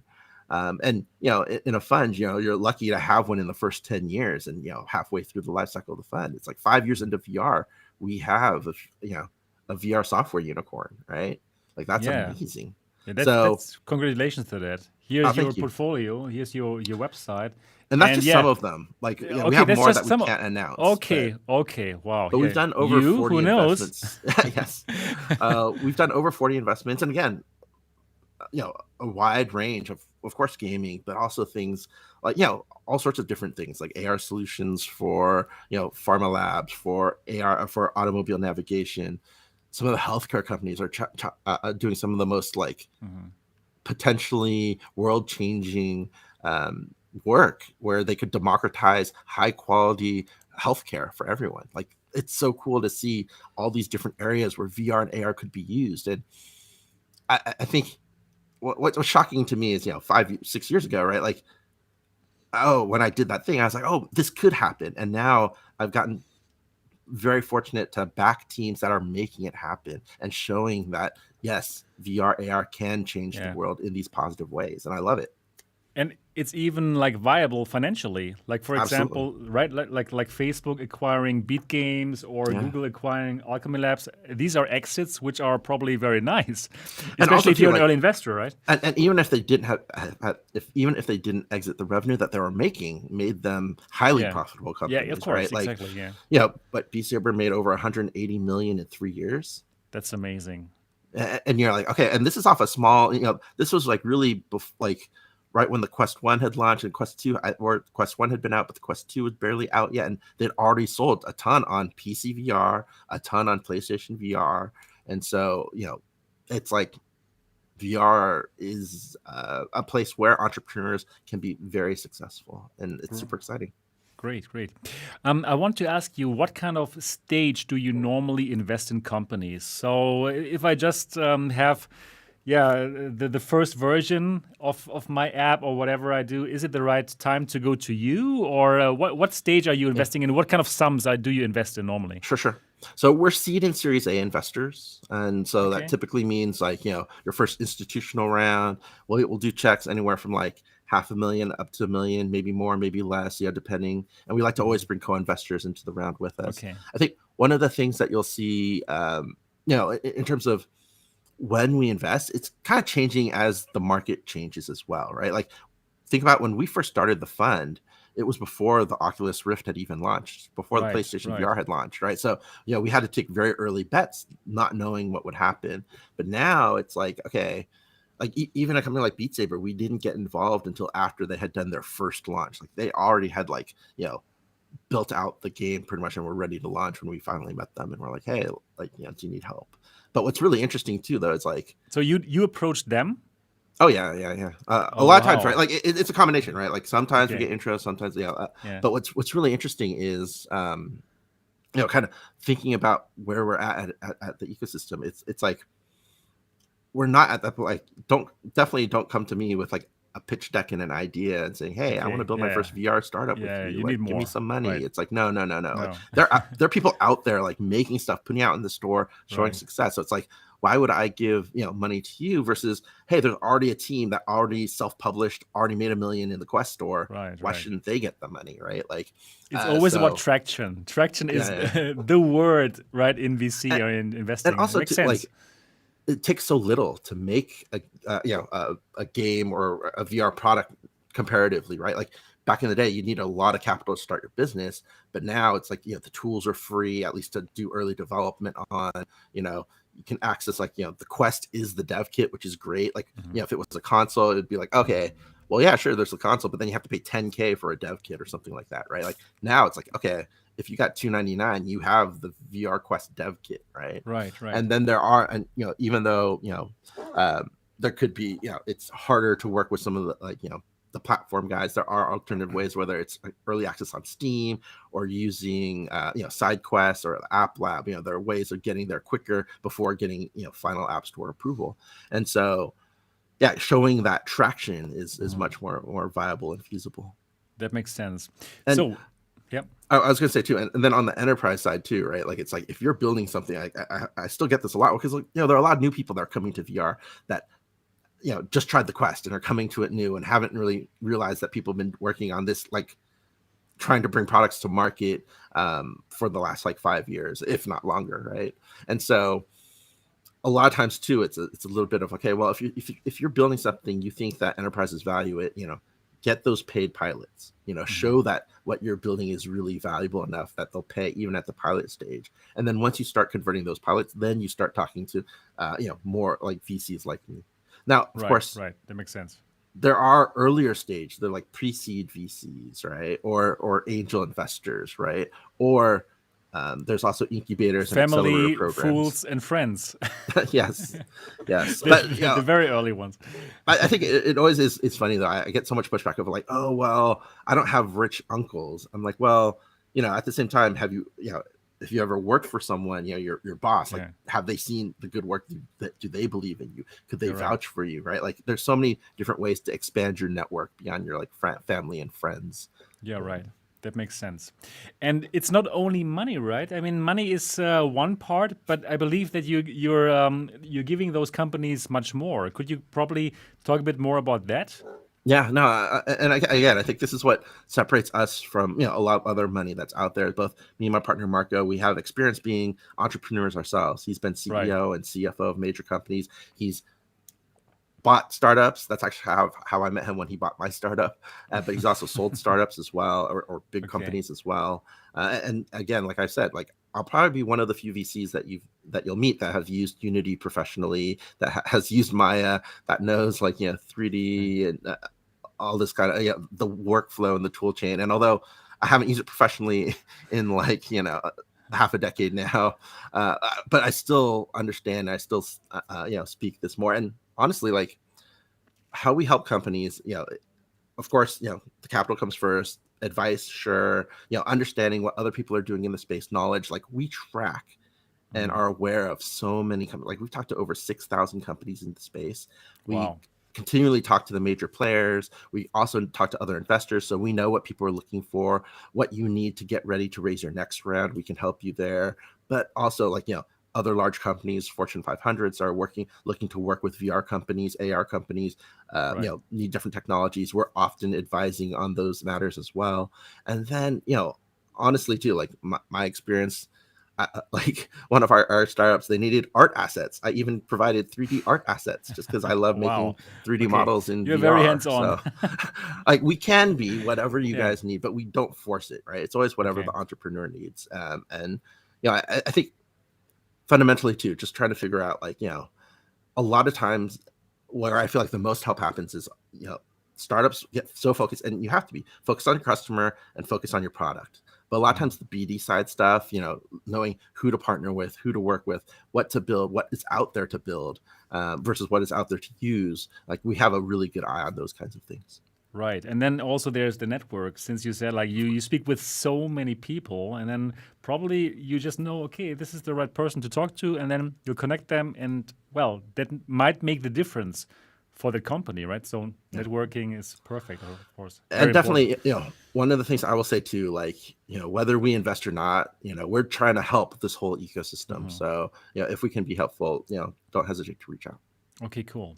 So what I want to know next, like for example, like one of your portfolio companies being acquired by something like Facebook, how does it happen? And I just want to I just want to understand, who breaks the news? Like does Facebook talk with you as an investor, or do they No. talk with Beat Games first, and Yeah. and then they will talk with you, and Well, then I don't want to talk about specifics. yeah, And, okay, and, of and course, again, of course, it's of always course. this thing where it's like, typically, Yeah. there's a group of investors, and Sure, sometimes, sure. depending on how mature the company is, there might be a board. But Yeah, a big company will come to the startup, yeah. to the CEO and the founding team, and be like, "Hey, we're interested in acquisition." And then those founders will probably come talk to their advisors, including their Okay, investors, and be like, right. "Hey, here's an offer. Does it make sense? What can we do?" And then, of course, we give feedback. They go a couple rounds, and then, either it happens or it doesn't. And Right. it is definitely interesting where a lot of people think, oh, hey, is the acquisition the point of the start? I'd actually say no. Like, Okay. really, you want to Okay. build $1 billion company that stands upon its own. Like Sure. an acquisition is a good outcome. I don't want to say, you shouldn't The exit want is an also acquisition, important. but I would also say too, like when we're looking at companies, we're not saying, hey, like if you're a founder, it's like, hey, I'm looking for a sell to Facebook or Google. It's not exciting then, right? No, I'm like, Right, hey, right. how are you building a big company that's going to change the world? If you happen to get Okay. acquired and that's necessary to do that, okay, that's fine. But I'd rather hear more about like, why is this opportunity world changing? Okay, that makes so much sense. Yeah. And you've just mentioned it. I'm going to ask you, tell us about your favorite investments and why. I mean, you are being asked this question quite a lot, but I still want to know it since I am so excited about some of the companies. And just tell me a bit more, like what makes these companies that you are most excited about? Like, why? The reason for your excitement? I mean, I think, again, I can go down each one of them and tell you the reason why I'm excited right. for each one of them. But Okay, I will just go, a couple that we talked about, like, Beat Games. Like the first time you play Beat Saber, Right. you're like, oh my It's gosh, these guys magic have made again. something so good. And it was just like the level of polish on so many levels. And, understanding too, like it's really interesting. I love this idea. Like people are like, oh, what's the opportunity in VR? It's for small teams to create the next big game hit and to create new IPs and to do things that other people haven't. And it's like, people are like, oh, VR, that means it's going to be an FPS. FPS has got to be like, that makes so much sense for VR. And it's like, no, the biggest game in VR, full stop, by revenue, by user base, by everything, is Beat Saber. Right. And it's and sure, it takes hints from other genres, but it's a pure VR native game. And they hit so many good things. Like the team is just so brilliant.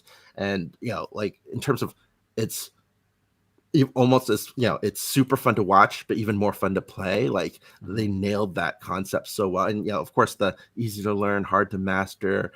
But it hits so many buttons. And then, like we talked about earlier, that idea too, that it's actually proved out the thesis of VR fitness. So many people are like, oh yeah, VR fitness, it makes no sense. It's like they were the prototype and they showed that idea. Like what I really like is like, it's one of those games that I still like, I've been playing it now for over 3 years because I got to play it right before it launched. And so I'm like, I still will play it every day and I still find it engaging and so fun and so compelling. It's incredible. Yeah. But, when we're talking about, again, having a company that helped fast track COVID vaccines, the work that Apprentice is doing, I mean, already is impacting the world and so vital. Like, I took one of the vaccines that they helped fast track. That's amazing. How do they fast track this with VR? I'm not so familiar with this It's company, so actually probably you can AR, tell so us. not VR, Okay, but okay. it's a remote assistance. So the idea again is like especially when you're a laboratory worker, you're going through this like 100-step process to create these complex vaccines, right?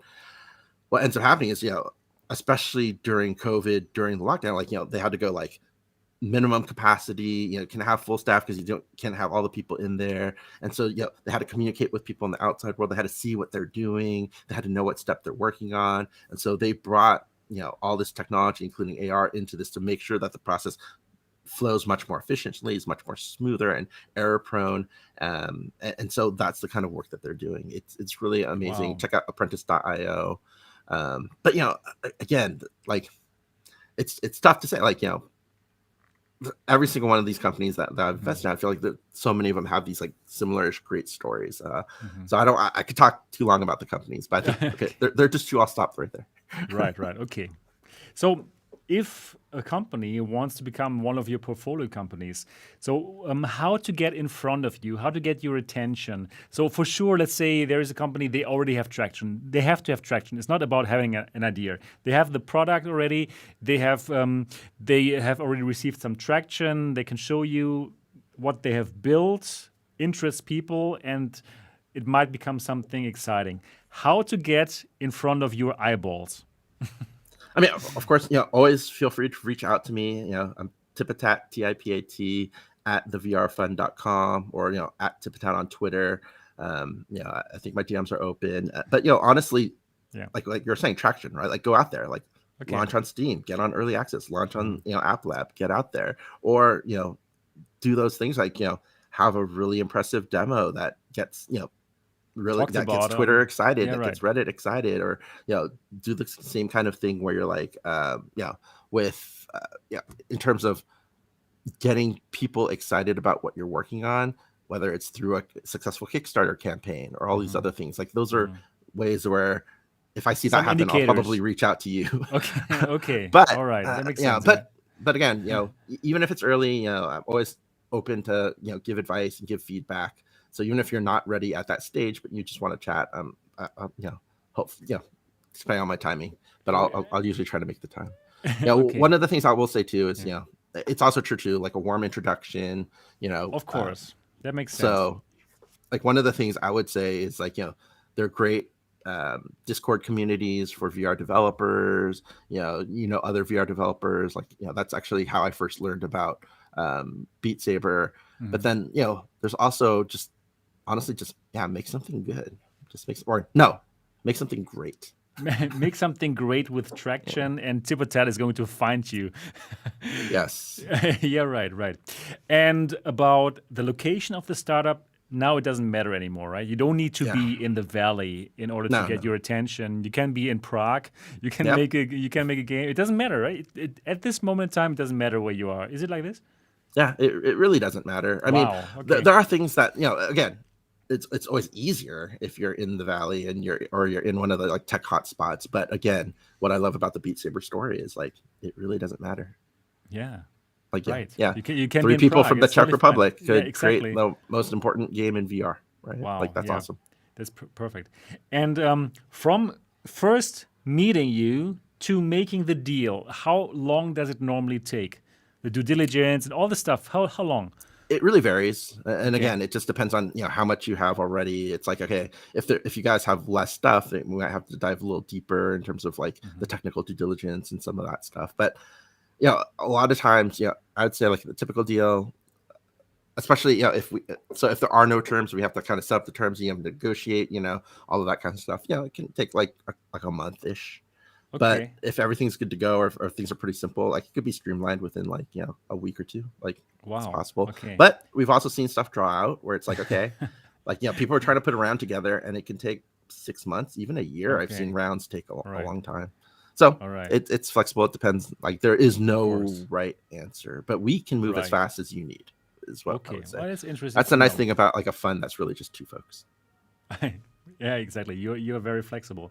Like, one thing that interests me as a person here in Germany, like, you're an international investor, but do you need my company to be a US company or a limited company, or would you also invest into like a German company or a company from the Czech Republic? Or Yeah. tell me about this part.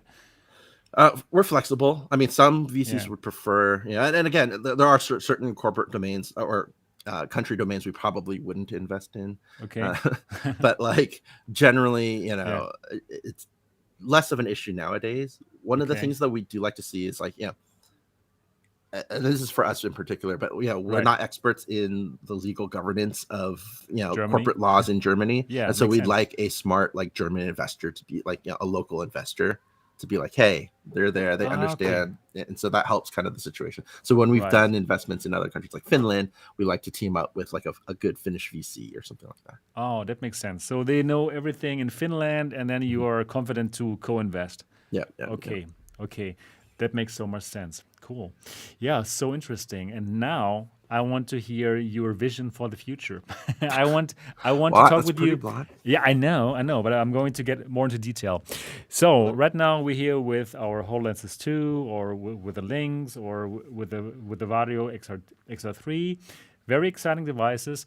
But I want to think with you about how is it going to look like in 5 years, and then also again in 10 years. How is this technology actually going to change our lives? And is it going to go mainstream? What kind of devices are we going to use in 5 years, in your opinion? Sure. I think again, it's going to go mainstream within 5 years, right? We'll definitely have 5G out there. I think we're going to get to Yep. that like lighter form factor where all the compute's offloaded into like the cloud or the edge, and we can get low latency so people can do more things like of half-life or greater quality, but on headsets that are as light, maybe a little bit more than these glasses, but something along those lines. And I think it's going to be possible. Like if we just think about it, right now the headsets are bulky and battery life because again all of the CPU and processing has to be done there. If we offload that, then battery is less of an issue, weight's less of an issue, all these other things, and so we can really get that comfort factor there, and I think that's all going to be possible. Okay, cool. Do you think in 5 years an AR or XR headset is going to be more important than this year, than our smartphones that we use today? Or is it the 10-year range that we're looking at? Or never? What do you think? No, I think definitely, and I do think it'll be closer to the 10-year range. But I think in 5 years, maybe replacing laptops. Oh, in 5 years? Oh, wow, really? Wow. Yeah. So because we have that virtual screen, just the Horizon Workrooms, which is so good. Yeah, I Or mean, can you imagine just like having glasses and a keyboard, like a physical keyboard, and you don't have to carry a whole laptop anymore? Like that'd be Absolutely. great, right? I think it makes sense, even with Workrooms. Yeah. Once they come up with like multiple screens, it's perfect. And then if it comes from the cloud, and it will come from the cloud, it's amazing. We can bring our office wherever we go. I mean, Makes so much hopefully sense. even sooner than 5 years. But again, Yeah, I you're think right. it's like you roll something out, like you release something, and then it takes like a year or two to get the adoption to that level, right? Like now in hindsight, everyone's like, oh, the iPhone, billions of units in the Right. first, like they didn't even have an app store for the first year, right? But people forget Exactly. these things. Exactly. So, how excited are you about AR? Absolutely, very excited. I mean, honestly, a lot of people, we're called the VR Fund, but our proper name is the Venture Reality Fund, Exactly, because we yeah. always knew it was going to be about VR and AR, right? And I always thought of spatial computing as it's the continuum, and it's not one or the other; it's both. What I really think is interesting is like that changed from I think about this more like historically as mainframe computing, then we went to PC computing, then we went to mobile computing, and now we're going to go to spatial computing, right? Like I think Right. that's the path, right? That makes sense. So, what do you think? What kind of abilities will AR give us? Like the normal person, like I don't know, like us and our families. Sure. What kind of superpowers? How is it going to change our actual life, in your opinion? AR. Well, again, and I don't think we need to break it down between AR and VR. I think Okay. all and Okay, what I think great. about and I know there is definitely, it's important to have a distinction between the two. There are definitely Yeah. two different modes of interacting, but I think that whole concept of taking the digital world and making it behave more naturally, right? Making it easier for everyone to participate in the digital world and the digital economy. I think that's the power of VR and AR. And I think Mark Zuckerberg kind of mentions it too, where it's like it's not about getting more people into the internet with the metaverse. It's about getting the internet to behave more naturally, to have this embodied interaction where instead of training people to use the internet, it just behaves naturally. People just know how to use it because that's the way the world works. And and we see this with gesture controls, right? Like especially in like any of the creation apps like Tilt Brush, right? But when we see people create in Tilt Brush, it's like very few people are 3D artists, but you give people Tilt Brush and a VR headset, and now everyone can be a 3D artist, right? Like it's a very quick. And this idea of understanding, like, well, why is that important? Why does everyone have to be a 3D artist? Well, if you think about it, before the desktop computer, right? Who was a graphic designer? Who was a 2D designer? Who knew 2D art, right? And it was a very small subset of like professional graphic designers that knew typography, that had to use an X-Acto knife to cut out, to typeset, right? Now, because of desktop computers and 2D communication is the way we interact with most of the world, right? Everyone knows what a font is. Everyone knows how to put together a PowerPoint deck. People are, what's really interesting too is, and then it evolved. It wasn't just about creating 2D communication for printing in the real world. It was really the internet and creating 2D communication to communicate with other people online, right? That was the real turn, right? And even though there are a lot of other killer apps, the internet was really the true killer app for computers, right? Yeah. So in that same way, I strongly believe the metaverse is the killer app for VR and AR. And right now we're using VR, AR tools to create content for the real world. But when we create VR content, AR content for each other to perceive on the metaverse, that's when, again, this idea that everyone is going to want to communicate in 3D because it's more natural, more impactful, and more easier to consume. I think that's when it really takes off. And so when people talk about the metaverse, and again, there's a lot of different, people are still like, it's still nebulous. It's not here yet. So people are still trying to define it. And so you see a lot of people talk about it, share their opinions, share their ideas. I think the one thing that everyone seems to kind of coalesce on is this idea that the metaverse represents a place where we can live, work, and play. Okay. And already, we have places where we can play. And already, we have places where people are living, like hanging out, socializing, meeting with other people. And then we have, like right now, the internet is a place where some people work, but not everyone works, right? But I think, again, like we talked about, if making 3D was as easy as playing with Legos or as easy as molding clay, and it felt less like doing CAD work, then everyone could do it. And so now when people want to create a new shoe to sell on for avatars to play in their latest VR game in the metaverse, it's not this weird, strange process. It's, hey, here's my avatar and I'm just going to create it, right? Like anyone could do that and everyone could sell. And I like that idea of like, it's flipping this idea of a creator economy. And so instead of saying, hey, creators are people that create video content that then needs to be monetized by ads and attention and eyeballs, instead it's a direct consumer economy where it's like, I'm a creator, I create a digital good or a digital experience, like a little game, and then people consume that and they pay me directly for it because it was good. And of course the platform gets their small cut, but it gets away from this attention economy, which I think is so terrible, and much more into this direct economy, which I think is very empowering. And so that's where I see this all hopefully going with this idea of the metaverse and how it can be impactful for mom and dad and grandma and grandpa, for everyone, right? And this idea that, like, again, we're seeing early examples of this in Roblox. Right now, kids are paying for college tuition by building Roblox experience for other kids and seeing, okay, well, if it becomes easier to create those experiences, then anyone could do it, then everyone would do it and benefit from it, right? Right. Very, very exciting. So, Tipatat, I want to ask you, so the metaverse of the future, do you think it will consist of walled gardens? Like right now, there's the Steam VR and there's the Facebook. And in the future, if there's this metaverse that everybody can just jump into, do you think this metaverse will be linked and we are all just in this oasis, and okay, this part is Facebook and this part is Apple and they can all interact? Or do you think it's going to be a war. You will be in the Facebook metaverse, and all your stuff is there, and then you have make your choice, and you are there, and you're just using the Facebook metaverse with the glasses, or you go for the Apple metaverse, and it will give you other kind of abilities, but you will not be able to go to the Facebook metaverse. What are your thoughts on this? Sure. I think it's not going to be as clear cut as that. And I think it'll be messier and closer to what we see today, right? Like when we think about if today the internet is the 2D metaverse, right? And how do we break up our time? And it's like, yeah, a lot of people spend a lot of time on Facebook, but then they'll also go somewhere else. Like they'll go to LinkedIn or they'll go to other social networks or they'll, shop somewhere else, not necessarily on Facebook. And so I don't think it's going to be like, even though they're kind of walled off, I can still jump into whichever one I want. Mm-hmm. Right. So I don't think it's going to be necessarily this like crazy evil, like one company owns the whole thing and you only get choose unless, people, but this is also why people are investing in headsets because people are concerned, well, if the access point is more tightly knit to those experiences, then what does it become? Right. And so I think as long as we can decouple the two, I think it'll more closely mirror what we have today.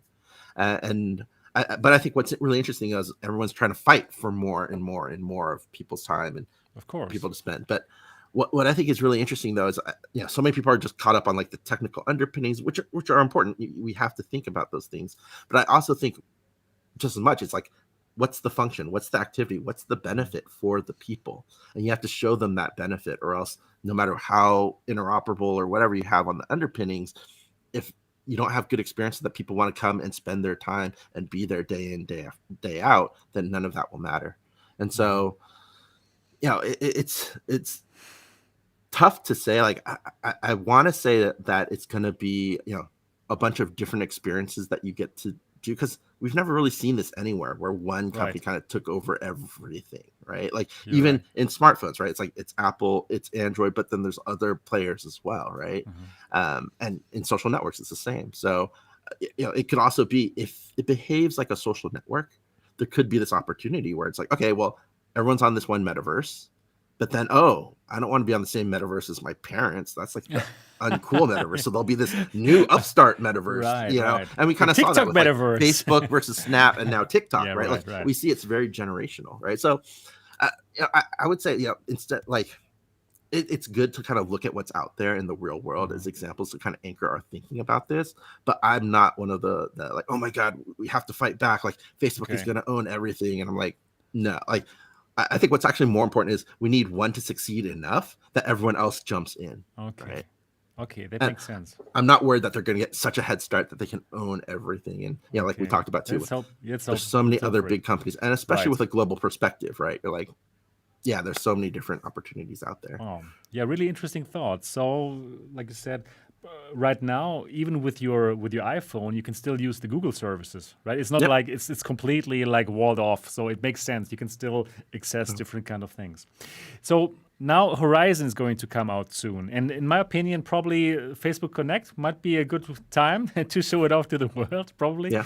So do you think that our future metaverses are going to be these kind of worlds like Horizon or like Decentraland or like Somnium Space, where we're going to hang out and work? Do you think that is how we're going to encounter the metaverse? But I think, again, redefining work, right? Like I think, some people still do the traditional work, but then I think there's this new opportunity of okay, well, what's a new job? And it's like, okay, right now we think of, game studios, very siloed, their own little walled experiences. But now, it's think about Roblox or in Rec Room or these other experiences like VR chat, right? People are building out experiences that people play within these platforms. And maybe work means, oh, hey, you know what? I'm going to put on a virtual play and I'm going to make costumes and sets for this virtual play, or I'm going to be an actor in this virtual play that's going to appear on, Rec Room.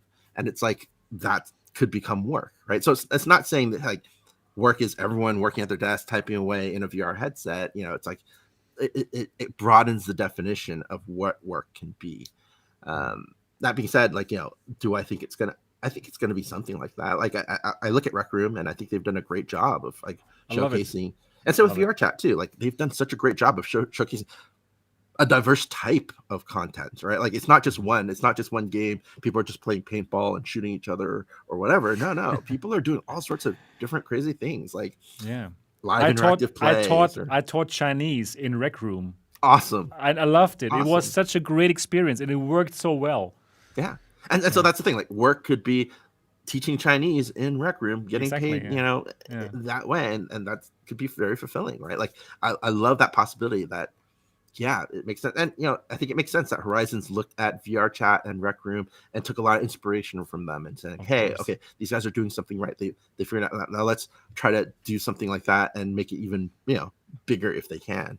But it's like we look at the history of Facebook, right? Like they didn't develop or invent the idea of social networks, but they really like mainstreamed it or polished it to bring it out to the masses in a big way. And if they can do that with Horizons, that's great. But I always feel like too, like, is it just going to be them? Like, and going back to competition, right? We're talking about, oh gosh, like once, Facebook puts out, Horizon, or once they announced it, did that mean things were over for Rec Room and, VR chat? No, they just grew and became even bigger and better, right? Okay, it's great to look at this like this as well, right? So that's going to be very important. And like we're getting close to our 2-hour mark where normally it's enough. It's like so much information. It was such a great talk already. But I still want to ask you about Apple. What do you think? When is Apple going to join the market? Is it going to be next year, like how we heard from Bloomberg? And what are your thoughts? Can Apple directly become a big player? And what do you think? How are they going to compete? Is it going to be something like the Quest for consumers and playing games, or is it more going to be like a 3D viewer so you can watch your sports in VR? What do you think is going to happen? Okay, so I will again preface this with I know nothing. I've had companies acquired by Apple; they can't tell me anything. I don't ask them because I know they can't tell me anything. Like it is definitely one of those. Your opinion. It's your opinion. I'm just speculating. Perfect. Just my opinion. This is exactly what we want to hear. Your opinion about it. But yeah, I think a couple of things. I think definitely Apple is going to enter the race, right? Like we already know that they're working on these things. They've already talked about it. What I think is really interesting though is like what's the time frame? And I definitely feel like there isn't this sense of they have to be the first, right? Like they've never been the first in any kind of ecosystem, hardware shift or hardware play, right? They wait for others, they learn from others, and they work on their own thing. And what I like to is they focus not on a technology, but they focus on a solution, like a full, like not a product, but a real solution, right? And what I think is going to be interesting, people also take for granted too that this isn't the Apple of Steve Jobs. It's a different type of Apple, right? And you look at the newer products that they've launched and they've been successful, but they haven't been as world transforming, or they haven't created like that developer ecosystem like the iPhone did. So, one way of thinking about this is, when people were, 5-6 years ago, when we're starting to fund, everyone's throwing their hat. What comes after the smartphone? We thought it was XR. We have VR, AR. Others are like, it could be smartwatches and wearables. Those are starting to take off. It could be smart speakers. Alexa was starting to sell those, right? What I think is very interesting is 5-6 years later, smartwatches, smart speakers, they sold hundreds of thousands of devices, right? Like hugely successful products, right? But even though they have developer SDKs and the ecosystem and app store, no developer has been able to make meaningful revenue. No third-party developer making apps for products with hundreds of millions of install base, right? But then we look at VR and AR. It's like, okay, VR, tens of million install base. But like we talked about, companies making easily 1 million, 5 million, 10 million, even 100 million or more now, right? And so we're like, okay, not hundreds of companies yet, but dozens of companies making it when there's only tens of millions of players. Like that's amazing. And so we can see that as it expands, the pie is going to grow exponentially. And so, this kind of comes back to, well, now it's getting big enough where other players, not just Apple and others, are having to throw their hats into the ring or are already thinking about it, right? Whether it's a Snap or a ByteDance or others, and Microsoft, of course, has been thinking about this for a long time and have released products for this. And so I think it definitely makes sense Apple's going to release something sooner. I think it's honestly, I still think it's going to be more towards the more towards the computing platform and less of a media consumption device. Mm-hmm. And I think if it was a media consumption device, I think that would be too limiting and not super compelling. Again, like maybe Apple releases it first, right? Like maybe they release an iPod type device and that's cool, but it's not until the iPhone where it becomes very interesting, right? Mhm. And so, I think the newest, or not the newest, but the most recent reports from Bloomberg, right, were saying, hey, they're going to do a two-prong approach. One's going to be this VR pass-through headset, and then another will be an AR headset when it's ready. And Later, to me, that makes exactly. sense. It'd be like, okay, you have to have a developer kit. You have to have developers understand how to work with this technology within the Apple ecosystem. And then once that's ready, you'll release the consumer device. So it's almost like you have to have MacBooks and or let's just say, we'll have MacBooks and desktop Macs so that developers can build the applications for the consumer product, right? For the iPhone. And in that same way, you'll probably need like a VR AR pass-through to create applications for consumer AR glasses. Okay, that makes also sense because of ARKit. There's already so much stuff out there, and I'm sure they have a strategy that will make use of these apps that are already out there. I have really a lot of trust that Apple is going to be a huge player in the market, and so that's going to be super exciting. Yeah, I do think too, though. I think they're going to be a huge player in the market. I think it's very important to follow what they do. But I love, though, that we don't need Apple You're right. to make the market. Even now, right? even now, it's already pretty good. Even now. With Oculus and Facebook, like there's incredible stuff being done, and other players in the space, right? Like it's a very exciting time even before. Yeah, you're right. Right. And it's super exciting to be in that space right now. And well, you've been in that space since the very beginning and funding the metaverse. Tipatat, I want to say thank you. These 2 hours were incredible. So much information, so much knowledge from the investor side. I can simply say thank you for being on the show for 2 hours. Thank you so much for having me. I really enjoyed this conversation. Again, happy to do it anytime. I'll get really back great to you. questions. And yeah, man, next time maybe we'll do this in Horizon's workspace. Oh yeah, absolutely. Let's meet or there. over a game of Demio. Or like this, yeah. Or probably I will do another pitch MRTV, and well, I would love to have your knowledge about the teams who will pitch. That would be amazing. Definitely, I would appreciate. Yeah, and sorry it didn't work out with my timing last time. But I would love to participate. It was a great event. Thank you. And again, everyone, please reach out to me. I'm at Tipatat on Twitter, TIPATAT, or I'm tipatat@thevrfund.com. And I'm going to put all of these information down into the show notes. That was episode 6 of season 2 of the Next Dimension podcast. If you enjoyed the show, please give it a thumbs up. And also, if you have not yet reviewed us on iTunes, do that now. Simply get out your iPhone or iPad, find the podcast app, and look for the Next Dimension podcast. That is the best way to say thank you. And do check out Tipatat's Twitter. It's very interesting, and well, you will always be close to where the action is with XR. Thank you again, Tipatat, and thank you for all of you. I'm looking forward to see you in the next episode next week. Bye-bye. Bye-bye. Yeah, that's it, Tipatat. We're still online right now. This is some kind of this is the cool down, and just want to cool down a moment and ask you how was it? How was it to be on the show? That's fine. Right? Lots of great questions. I really like. Yeah, you asked me some. We got to talk about, I think, almost everything we wanted to talk about. Exactly. And perfect. In 2 hours. That's nice. And I think it's so interesting for people, I believe, to also see the other side, because lots of times people don't really understand that all these companies need funding. It's not you cannot make a Beat Saber just because just from good ideas alone, right? You will get traction, but to get where they are now, they needed that funding. Actually, right? What's funny with Beat Saber, no. Oh, they didn't really need it. Okay, because they just built it and then they launched, and okay. They already made like $2 million in the first week. Okay, right? so how did you convince them though that you can invest in them? Well, but again, like we said, like money is just one of the things. Yeah, you provide, mentioned right? It. And so when we talked to them, they were very like indie game studio, really strong, great game makers, but they're like, thinking about bigger, business things and business opportunities. They're like, we could definitely use some help there. And so we help, guide them through some of that. But again, like it is always kind of interesting to be like, like Beat Saber, like honestly, it was ready to go. I tried it and I was just like, please take my money. Please, how can I help you? Here's my Like, money. it wasn't like, Okay. but what's really interesting though, but again, not everything is a Beat Saber. And so there are some ideas where like, hey, we do need some more support. And, Exactly. I think, but and what's then with really that money, interesting, they can really go. Yeah.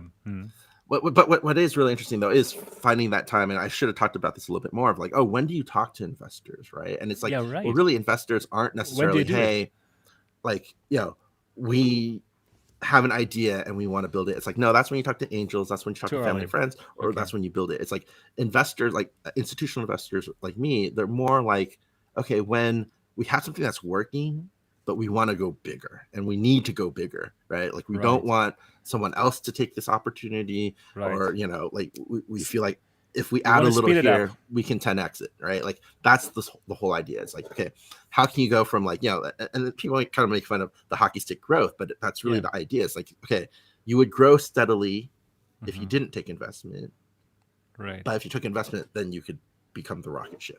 Wow. That's really the idea. And I think some people are just like, okay, my business is failing. If I get some money, maybe I can figure this out. And it's like, no. Or you're like, I don't know how to make money, but I have this cool idea. And you're like, well. Yeah. But and I think the other thing too, I mentioned a little bit, but like when it comes down to like how we evaluate and what we look at, like team is so important. It's right.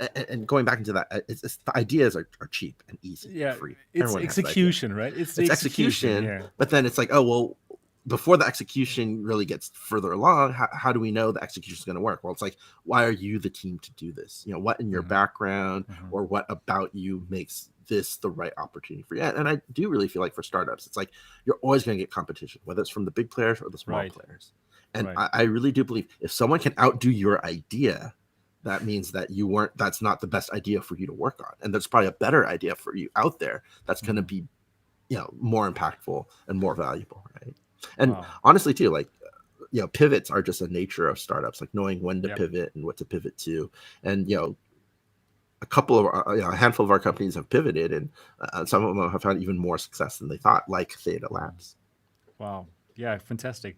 It's again, thanks so much for your time. I think we could talk for more hours right now, but I don't want to take your time away.